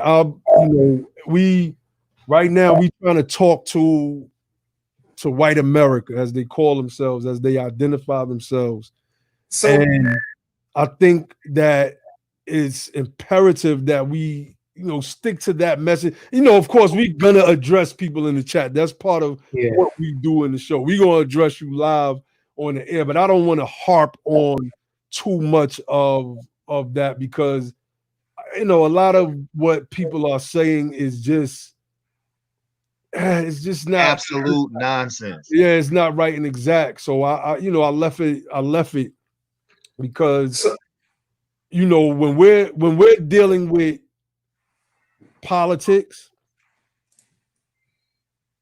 when we look back at what our people were fighting for and why the racists were fighting against them, and all of the elements that even the white liberal that was back in the times directly after slavery. Well, one of the things that they understood was that, with these Negroes voting, we could overtake these conservatives. We can overtake these Democrats, as they were called back in the days. So we have to fight, because, as Malcolm said, the white liberal is jockeying for power, and the white conservative is jockeying for power, and they're fighting each other to do it. Everything that we see, Malcolm X gave us a revelation about back in those days. So those of us that are particularly following this movement right here, the ADOS movement, it is being made clear to us, this amalgamation of Malcolm's or synthesization, I should say, of Malcolm's and King's views on politics. And, as my brother Josh said earlier in bringing up the points about people of color, don't let your white friends, in talking, directly to white people, try to shoehorn in terms like people of color or minorities, because these are throwaway terms that are used to exclude us or talk around us and give us the appearance that something is going to be done with the intent of shutting our mouths to stop asking. So say, okay, yeah, well, we're going to do this. Look, I'm going to read it out. We're going to allocate boom, boom, boom to people of color and minorities. See? And you sitting there like, yeah. And then you notice your neighborhood, and 10 years go by and nothing has changed other than the fact that they renovated the park benches. And that's it. Nothing has changed economically, politically. Cops are still violating us, violating our 8th Amendment rights, violating our 4th Amendment rights. I watched the video yesterday. A brother streamed out of, I believe that was Texas. The cop, I don't know if the cop had the wrong apartment, but it seemed like he did. And the brother is telling him, this Chinese cop at that in Houston, I was kind of baffled by that. Get your foot out of my door. You're trespassing. And then eventually a bunch more cops come and they just bum rush in the man's crib. This is a violation of the 4th Amendment, illegal search and seizure. Talk about they got a phone call and they wanted to make sure everything was all right. Well, the brother, he called his young son out and he said, son, who's here with us? It's just me and you, Dad. Anybody else here, son? No. All right, son. You all right? Yeah, I'm all right. Go back in your room, son. The cop kept saying, well, we got a call that somebody's abusing their wife. And then, but well, the cop, Mr. Officer, there's no wife here. And I'm not gonna keep explaining to you. Can you get your foot out of my door? You're violating my property right now. Our constitutional rights are being trampled upon, and our voices, we represent a certain small percentage of the population politically. We can stay to ourselves. We can stay to ourselves. We can be Moors and Hebrew Israelites and Black people and African Americans and hoodoo and voodoo practitioners, and we can be all of those different things in amongst ourselves. But at the end of the day, we still only make up 14% of the population. And to get what we need done, we're going to need 51% participation. Point blank, period. Point blank, period. So we have to be real about our situation here and the things that are needed. And this is why Dr. King was at odds with what Stokely Carmichael was saying, because it was just rhetoric. It was a slogan. And that was it. A slogan that is still used to this day, Black Power, to skirt the fact that you ain't really trying to do nothing in the first place, but just talk about the issue and sound like you deep and get applause. The Moorish Lessons teaches us that he goes down into the shallow streams of his mind and bring up pebbles and shows them as pearls to the applause of his brethren. And that's what a lot of the people like that we're addressing in the chat are about. So for us, we need to speak to the people that's out there right now, like I said earlier, having the same exact energy, for our push for reparations, our push for the things that we need done at the political / legislative level, so that we can finally move forward in the country that our ancestors built. Yeah.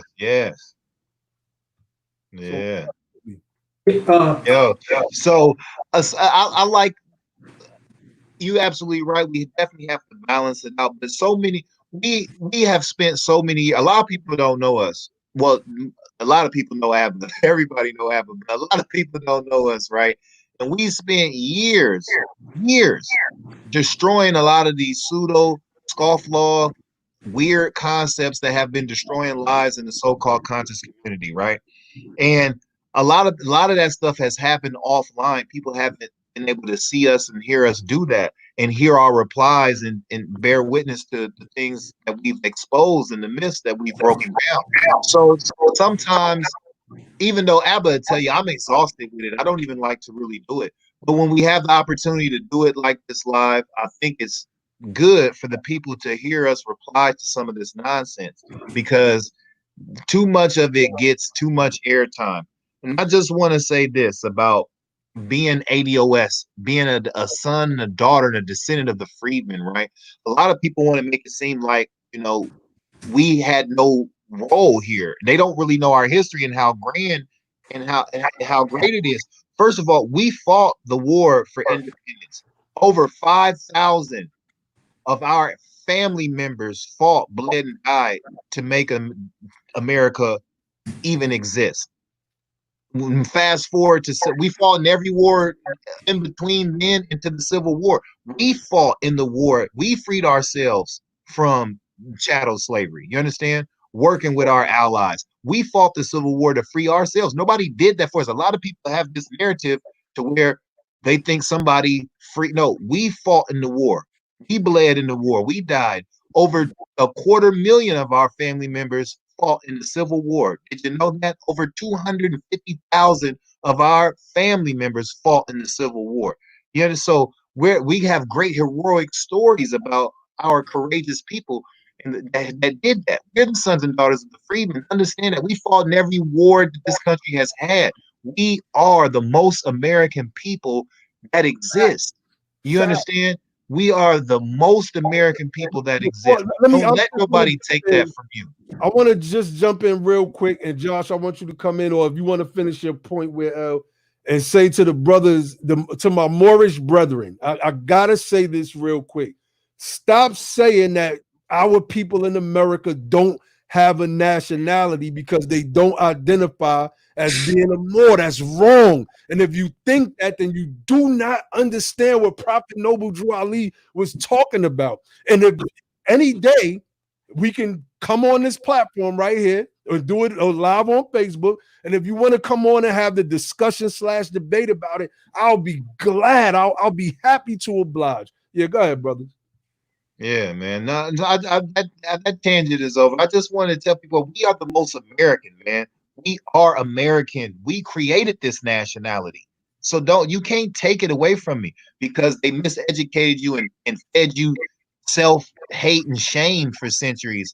We're undoing that damage now with this real education and a re-education of our true history. And we're teaching it not just some history in a storybook. This is our family history. And when you start looking at it like that, you can start undoing some of them lies that have been taught to you, and you throwing away Americanism. We built Americanism. They just hid it from us. And we've dug it up, and we're giving it to you back to restore you your former glory. We got glorious history in this country. We are superheroes. You understand? We don't have to look back to ancient Kemet. We don't even have to look. You don't have to. We don't need to build pyramids. We built America. You know, all those things are good. And they have We don't need to build new pyramids. We built America. You know what I'm talking about? Yo, that's what I'm America's the richest country in the history of civilization. We built it. It was our labor. The same labor that built pyramids built America. Let's put it like that, right? That same labor.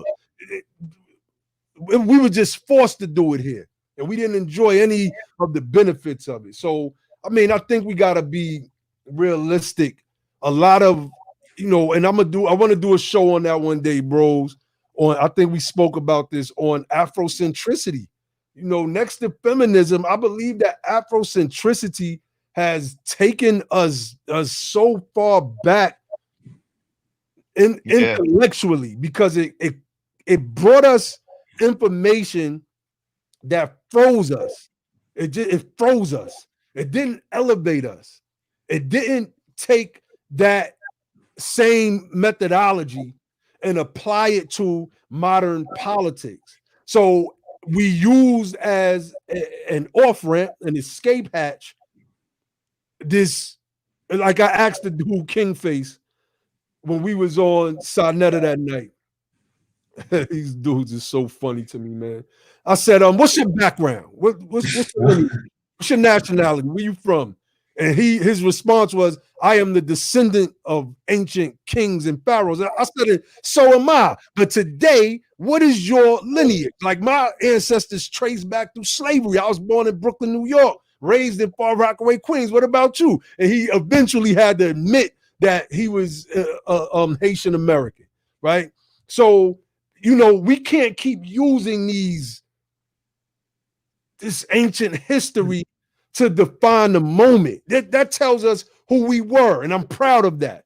I stand on that. I rock my ankhs, I rock my crescent moon and my stars. I'm Islamic. I do all of that. But where we are right now, we got to understand that it takes political action to move us forward. And the first step in that political action, in my opinion, is a broad reparations package. And I wish people stop just looking at reparations as money. It's so much deeper than that. It's a broader justice claim and I mean, I could keep going on. I want my bros to come in. Yeah, I just wanted to, because I think our audience, I wish we had some white allies or some white enemies up in this comment, so we oh man, and keep the show kind of on the topic. But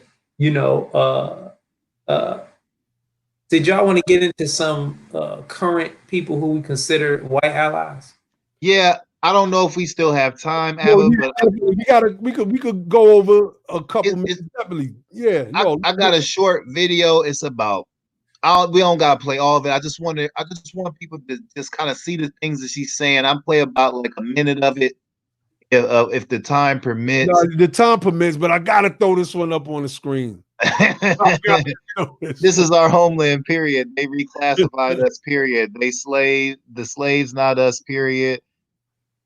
1960s, they took over our Indian, and we're gonna do a program on that. Do you know how many African slaves that the so-called Indians That's right. had? They had so many African slaves, the state of Virginia had to legislate laws that they limiting how many slaves they can have. That's right. We're gonna do a show on that. Y'all people, Yeah, we're gonna direct it at Dane Calloway. Yeah, and I We got a $2 a month, y'all. And Dane Calloway is who we're gonna start with. A $2 a month. I want to say it was like 15% of Cherokees owned slaves. I want to say this is like right around close to the Civil War time. This was after they, like you said, they legislated to limit the amount, and after they pushed them out to further west. 15% of Cherokees, and I mean, and a lot of the other major tribes were right around that percentage or a little bit less as far as slaves.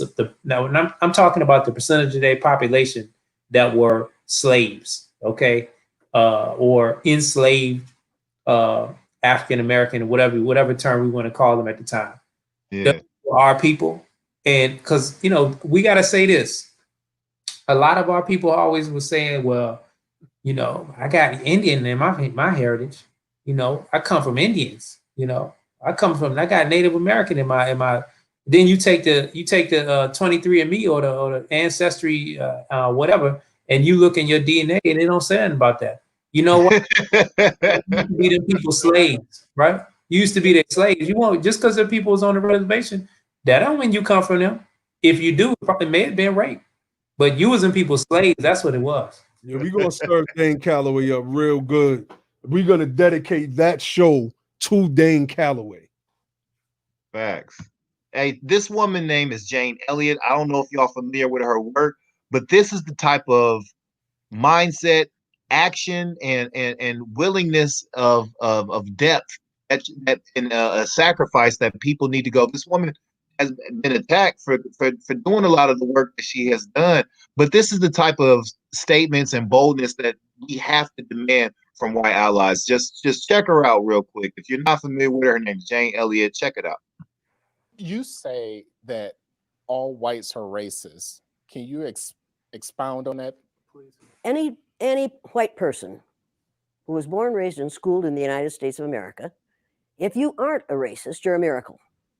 Either that or you decided to educate yourself. Because education in this country is about white is right, brown's all right, black's got to stand back. Yellow's mellow, but whites, we educate in a way that says that white males have done all the adventures, have made all the adventures, have done all the discovering, have made everything that is good and has been accomplished according to social studies, which is actually anti-social studies, by white males. It's a lie. But we do that in order to maintain the myth of white superiority.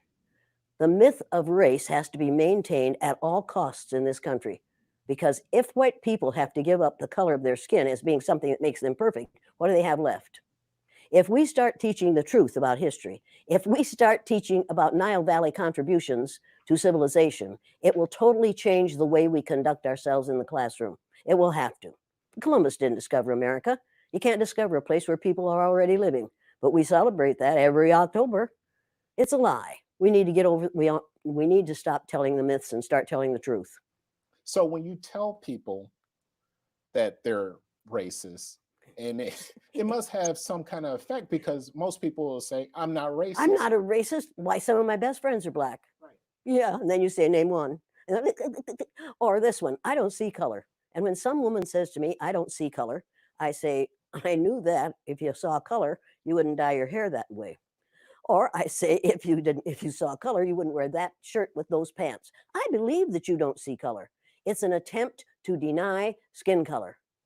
And it's an attempt to deny what's wrong with seeing the color of my skin.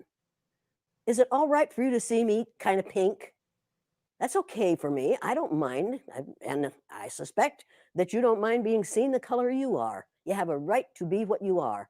And until people in this country and people in this world get it into their heads that the first modern human beings that evolved on this earth were black women. They evolved in sub-Saharan Africa about 280,000 years ago. And every human being on the face of the earth today has the memory of those black women's genetic structure in their genes. Now, we don't want to admit that, but that's the way it is. And as people moved farther and farther from the equator, their bodies produced less and less melanin, so their hair, their skin. All right, so you can kind of get a gist of her language and you know, she has, if y'all haven't never peeped Jane Elliott, peep her out. She's done an experiment called the Blue Eye Project, Blue Eye Brown Eye Project, where she separates white folks with whoever has blue eyes, whoever has brown eyes, and she treats the people with brown eyes like they were black. It's a phenomenal work. I don't agree with everything she said in that video, but I just wanted to show that as an example of the type of commitment and the type of voice that they should be having, and willing to make these type of bold statements and take these bold positions. She's done a lot of phenomenal things, and you know, that's an example of some modern allies. Tim Wise is another one who said, what we really need to do is them to make the bold statements to just say what they created was a lie. That's all we need.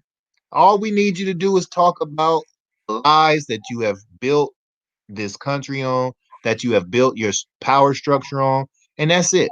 We don't need you to do anything necessarily for us. Again, I have to drive that home and be very redundant with that. We don't need them to do, we're not, for those people in the chat or wherever may be listening, we're not asking them to do anything for us. We just demanding them to be on the right side of justice. And we're demanding justice from everyone. We're demanding justice from everyone. You understand? And that is naturally going to create allies and enemies. So what can you say about the moral arc? The moral arc bends toward justice. He said it's long, but it bends towards justice. That's right. And this thing has been going on a long time. That's right. And you don't want to be on the other side of justice. You don't want to be on the other side of justice. And I think you want to be the catalyst that helps it bend toward justice. I mean, imagine like I'm talking to white allies, you know, the European Americans and people who have good intentions. Imagine that you can tell your children, grandchildren, and they can tell their great grandchildren that you were one of the key people that, you know, if America is the greatest country in the world, the most wealthiest country in the world, the most powerful country in the world, imagine if you can say you brought about the social change that fixed America's greatest sin. You know, that's don't you want to be a part of that in your lifetime? If you're younger, don't you want to be able to show that to your kids and grandkids? Wouldn't that be a great testament to your character and you know, that a demonstration that your life has some type of purpose? You know, so I just, Jane Elliott, real quick. Jane, go ahead, bro. No. What you say, but Abba, after he's done, I want you to pull up the Dr. Lely comment. I want to touch on that real quick. Okay. Go ahead, Josh. No, I just wanted to say Jane Elliott. Like, I think what she was saying is she has a lot more material that we could play and you can go see for yourself. And she says a lot of key things. But you know, that test is very important and it has relevancy. But we all know that right now this thing is not about skin color. America today looks different, a lot different than when she started her work. And when we know that in the 60s, prior to the 1960 census, it was way less immigrants in the country, especially Black immigrants. I want to say it was like less than 1%. It was to the right in the decimal point. And today is probably over 10%. You know, or maybe higher than that, 15%. I don't know. So, you know, we know that the cost of all of this is off the back of those who descend from slavery. So it's not just about skin color right now. You know, it's also about lineage. And I just want to say something real quick too. Yvette Carnell covered it. We talked about it on our show like maybe, I don't know, 1, 2, 3 shows ago. I can't remember. But you see, like, if you're not specific with your language, you have to be we have to fight hard to get rid of this POC stuff, this diversity stuff, this minority stuff, this communities of color stuff. Intersectionality. Yeah, if you don't, then you, like, the Black Lives, people get behind Black Lives Matter thinking that they're good white allies, but you don't understand that it gets co-opted and that energy gets moved somewhere else. And then the policy that we need, it gets, the social capital and everything gets gobbled up in other policies where we still remain at the bottom, and all of it was for naught, right? So we see that now. And you look at that Supreme Court case ruling that came out that allowed, like, all the work that we did for the civil rights movement, where we bled and died, and, you know, generations and generations of fighting, and white allies, right, helping out, and we get civil rights legislation, and then they throw in sex on the bill, thinking that it will kill the bill, but the bill actually, that gets like a group of like white women to go and push for this Civil Rights Act to get passed, and eventually it gets picks up steam and wins, and Democrats enact it, right? And then now Black Lives Matter gets co-opted to pro LGBT energy, and that pushes, like, puts the pressure on institutions like Supreme Court to enact to rule that now LGBT groups get added to the Civil Rights Act. I'm not mad at them. You know, I want everybody to have, you know, to access the civil rights. But you understand that they didn't fight that civil rights fight movement, right?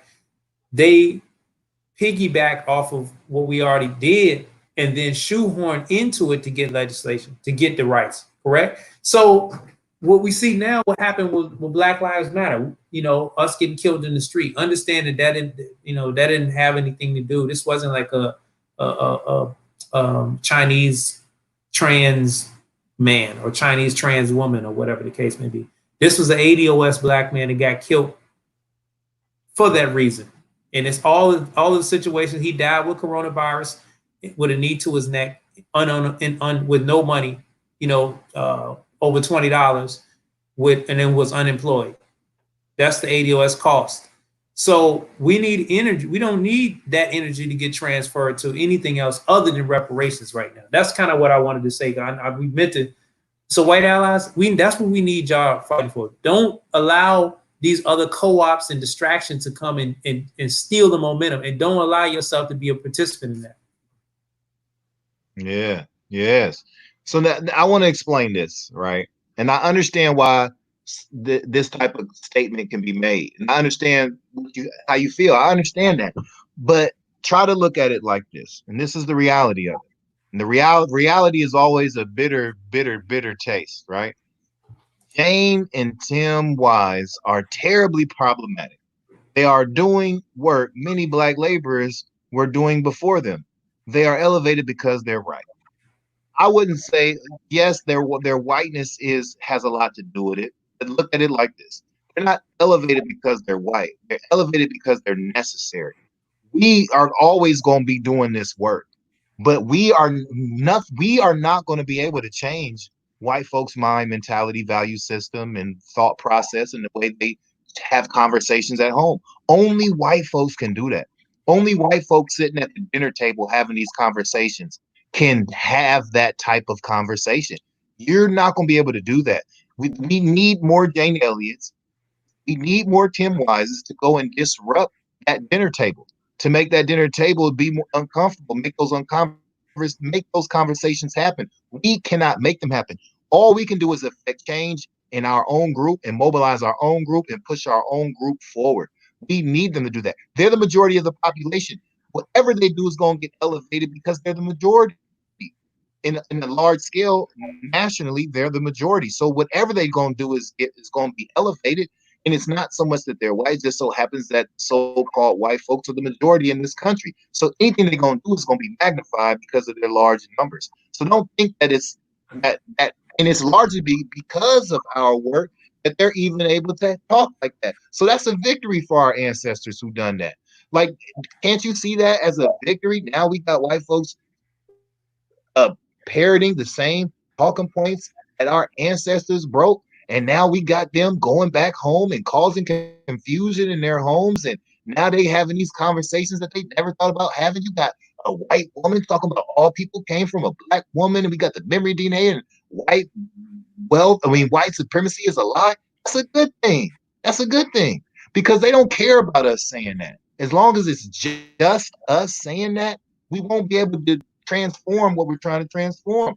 We need more of them saying it. I don't care if they get elevated, as long as it's effective. Facts.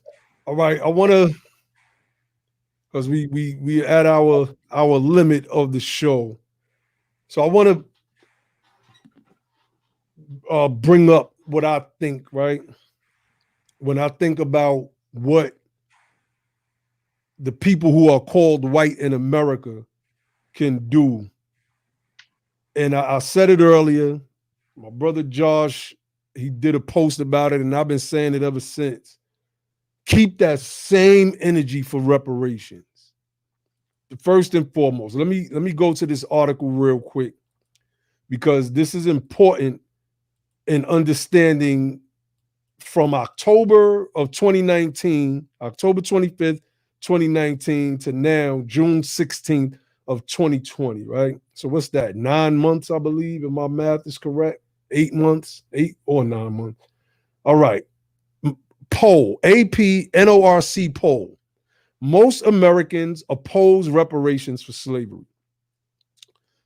Few Americans are in favor of giving reparations to descendants of enslaved Black people in the United States, a poll shows, even as the idea has gained momentum among Democratic presidential contenders, thanks to the ADOS movement, of course. Only 29% of Americans say the government should pay cash reparations, according to the Associated Press NORC Center for Public Affairs Research. Now, that's 29% of all Americans. But the poll reveals a large divide between Americans of different racial and ethnic backgrounds. Most Black Americans, 74%, favor reparations, compared with 15% of white Americans. Among Hispanics, 44% favor reparations. So, you know, that Black and brown coalition thing, only 44% of y'all favor reparations, but y'all want to use things like the Civil Rights Act of 1866 to camelback off of, to create a path for yourself here, and use everything, like my brother Josh said, the things that we fought for and the things that our people are still dying for today to make yourselves whole Americans, but you don't want to support our reparations, 44%. So the people who are called white in America, what we need you to do is we need to take that number from 15% up to the same amount that we should be at 100%. I couldn't even understand one of our people that are ADOS, American descendant of slavery, would say they would be opposed to reparations. Sometimes you have the boomers who are elderly and they come from money, and some people who have made it and feel that, you know, they have a product to sell, and keeping people at a minimum is best for them, because then they would probably start their own business and not buy from them anymore. You know, that's some of the thinking I believe that some of these guys think. But we're going to need you to bring that number up from 15%, because that 15%, let me go back, only 29% of Americans say that government should pay cash reparations. In that 29%, 74% of us are in favor of reparations. Of course, we are the most economically strapped people in the United States of America. But that 15% of white people is a problem. And it's not too far off from the 29% overall number. And we're going to need you to use that energy to get behind our reparations claim. George Floyd passing off counterfeit 20s allegedly. Alton Sterling selling DVDs. I believe that was Alton Sterling. Eric Garner selling loose cigarettes, trying to make an extra couple of dollars. We need you to understand that, because you don't see that. You just see media spin and things of that nature. Now, the second thing that you're going to have to do is you're going to have to stop calling yourselves white. And see, that's going to be the true test of everything. You're not white. White is a social term designed to relay dominance at one high end of the spectrum, while black is designed to relay the ones dominated at the opposite end of that spectrum. And we're going to take care of the black issue. Don't worry about that. We got that. Those of us that know, we got that. That's why I don't be listening to a lot of these mores. We got that part. We going to handle that. But y'all are going to have to give up that title white. It's what Ian Haney Lopez says in his book, White by Law, is all the way over there. I'm not reaching for it because he has a quote speaking to that. To break the racial system in America, you have to give up whiteness. Point blank, period. So this is what I personally would like to see from you. If you believe that your cause is just, then you shouldn't ignore the fact that we are at the bottom of the country that our ancestors built. For generations after generation after generation, they have locked us out, boxed us out, kept us down. They did this. The government did it. Private industry did it. Banking did it. We have all the evidence. The history has been written. Everything is written now. And Josh brought up those points about education. Educate yourselves. He ran off a list of books. I spoke of one, White by Law. Ian Haney Lopez.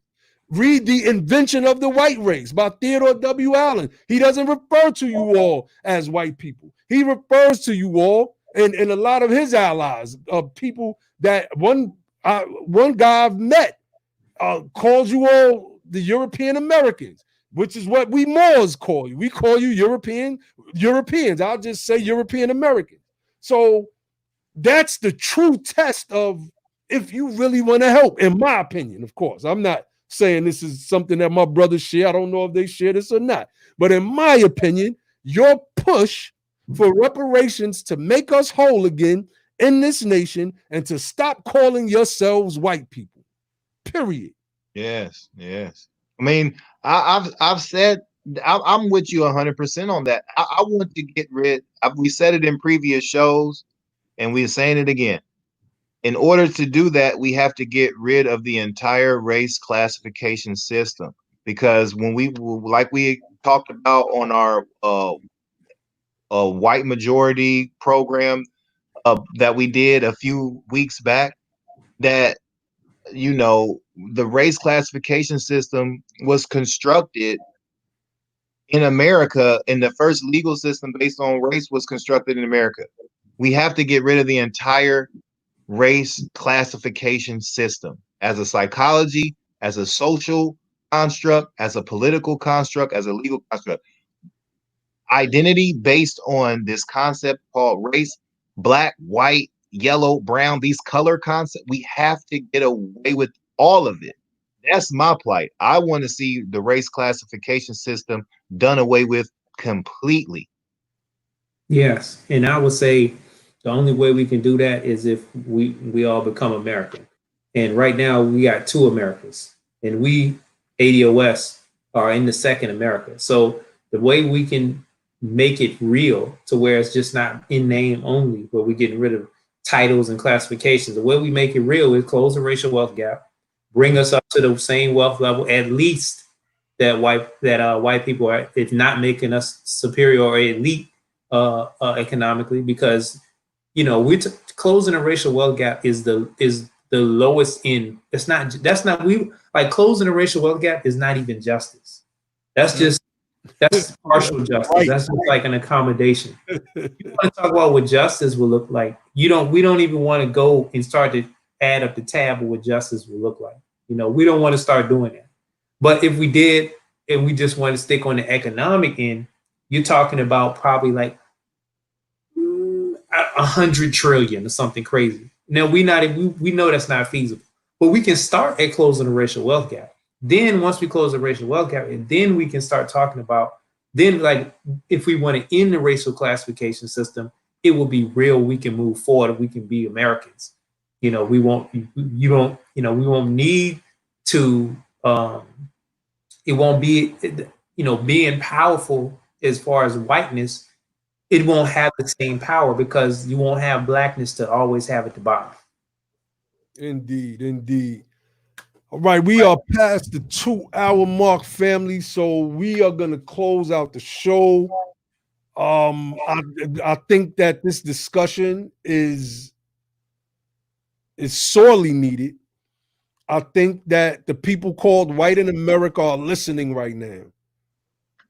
And we should use our platforms to speak to them, to let them know that if you are an ally, if you are a friend, we don't got to commingle. We don't got to go to lunch together. We don't have to do any of that. You can stay in your little corner. I can stay in mine, period. But politically, the things that we need done, we can't do on our own.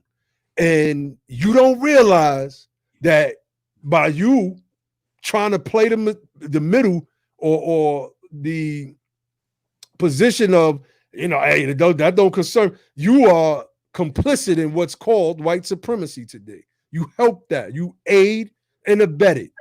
You are complicit in that particular crime. So we wanted to do this show today to speak to the people called white in America who will listen and let them know that, as you can see, it's a new day. Things are changing. The physical vestiges of white supremacy, the canonized individuals, the statues, the effigies of criminals and traitors and rebels to our great nation are being toppled before our very eyes. We got a brother in the chat. I want to shout out to that brother Macaroni Mac. He was out there protesting. I believe that was in New York City, and he held up a sign that said the revolution will be live streamed. To that effect. So I'm gonna give that brother a shout out. And that's the revolution is being live streamed right now, family. Yes, it is. We're witnessing a great moment in American history. 2020 has been the strangest year of my whole entire life. And some parts of it I can't stand, and some parts of it I love. And that's life itself, right? So for my people out there, I share some of the sentiment too, that a lot of what's going on, it angers me. It angers me. Some people could look back and say, what they would have did or what they could have did. Hindsight is 2020. In the moment, we know what we want to do, right? Some of us know what we want to do because we're getting sick and tired. And some of us are being sick and tired. And like I said on the last show, there's 3 stages to every revolution. There's the violent, wild stage. And that's what we're witnessing right now, the turn up. Then there's the vocal stage where things just start happening. And we're seeing that with concessions being made, Juneteenth becoming paid holiday in some companies, and you have states like North Carolina putting up $4 million.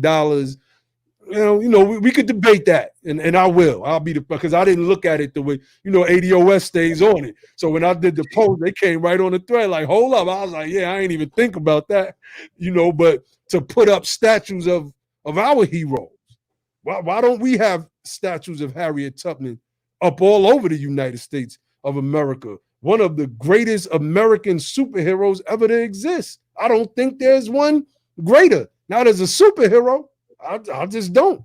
So that's my hero. So we definitely want to send that message to our people as well. Don't just fight the power, become the power. Then you'll have the power to make a change. Hit the like button. Still share this conversation. If you know white people, share this with them. Let them know. If they ask you, what can I do? What do you think we can do to help? Give them this video. Send them this link. Say, these brothers are talking about something. You might not agree with everything that we said, and they might not agree with everything we said, but it's a conversation starter. Thursday show, we're going to do something on Juneteenth if we can't get a special guest on. We have a hip-hop icon that might, I don't want to say he is because we haven't got no commitment yet, that might come on to the show. I will say that he's a Jamaican American and he wants to have a conversation about ADOSness and what he may believe to be divisiveness and splitting up Black people in America, as we're called. So we might have a powerful guest on Thursday, but if not, we're going to have a Juneteenth discussion because Juneteenth is a day that we really need to be celebrated. It should be a federal holiday, and that's going to probably be the basis of that particular show. Bros, if y'all had any closing words, man, please do it before I end the broadcast. Go ahead, Doc. I just say, check out our previous programs that we done. We had one that is good parity to this one, comparison that could build on. This one would be the one we did on understanding whiteness and the history of racism. That'll be a really good one, really good information on that. Just go back, man, go to the YouTube, Be the Power YouTube channel. Check out our programs, hit the like button, subscribe, share the content. Whether you like it or you don't like it, share it. You know what I'm saying? Leave a comment. If you want to come on and have a discussion or even a debate, we all for it. If you think that we missed the mark on something, inbox one of us. We can set something up. We can have a discussion. That's right. So we have no boundaries, or we have no limitations, rather. When it comes to subject matters, we can speak on anything and have a good quality discussion. So I want to address this before you speak real quick, Jaws. Shazmu Patar Amar said, I never in a million years would have believed Lord Abba would call himself a slave or descendant. I guess he means descendant. ADOS means American Descendants of Slavery. The founders of this particular term are clear on what they mean by that when they say the institution of slavery. This institution of slavery took different peoples, or I should say different tribes of Africans and some people that were here as well. And some people that were here as well. And we became an amalgam. We basically became a new group. And it was that institution that created this new group. This is one of the reasons why Prophet Noble Drew Ali said you are not Negroes, Blacks, or colored folks. You are Moorish Americans. He gave us a designation that identifies ourselves outside of a badge of slavery. So understand what ADOS means. It speaks about an institution, and through this institution and its progeny, Jim Crow, segregation, redlining, political, racial gerrymandering, et cetera, that's what ADOS means. So I wanted to clarify that for the brother. He said, prisoner of war or captive from Africa. Oh, he said, I'm just kidding with you. All right, bro, no doubt. I still want to clear that up anyway. Yeah. I tell you what, when I get after we finish this live stream, I'm gonna paste a link for the document in the YouTube. I'll figure out how to do it in the YouTube and also on the Facebook page. So I'll make sure everybody gets that link. For the checklist, the White Allies list or whatever. I got you music. But I just wanted to say, you know, in closing, you know, you're going to have to share, maybe share this video with your white allies. Go ahead and share Jane Elliott's material with your white allies. Go ahead and share Tim Wise with your white allies.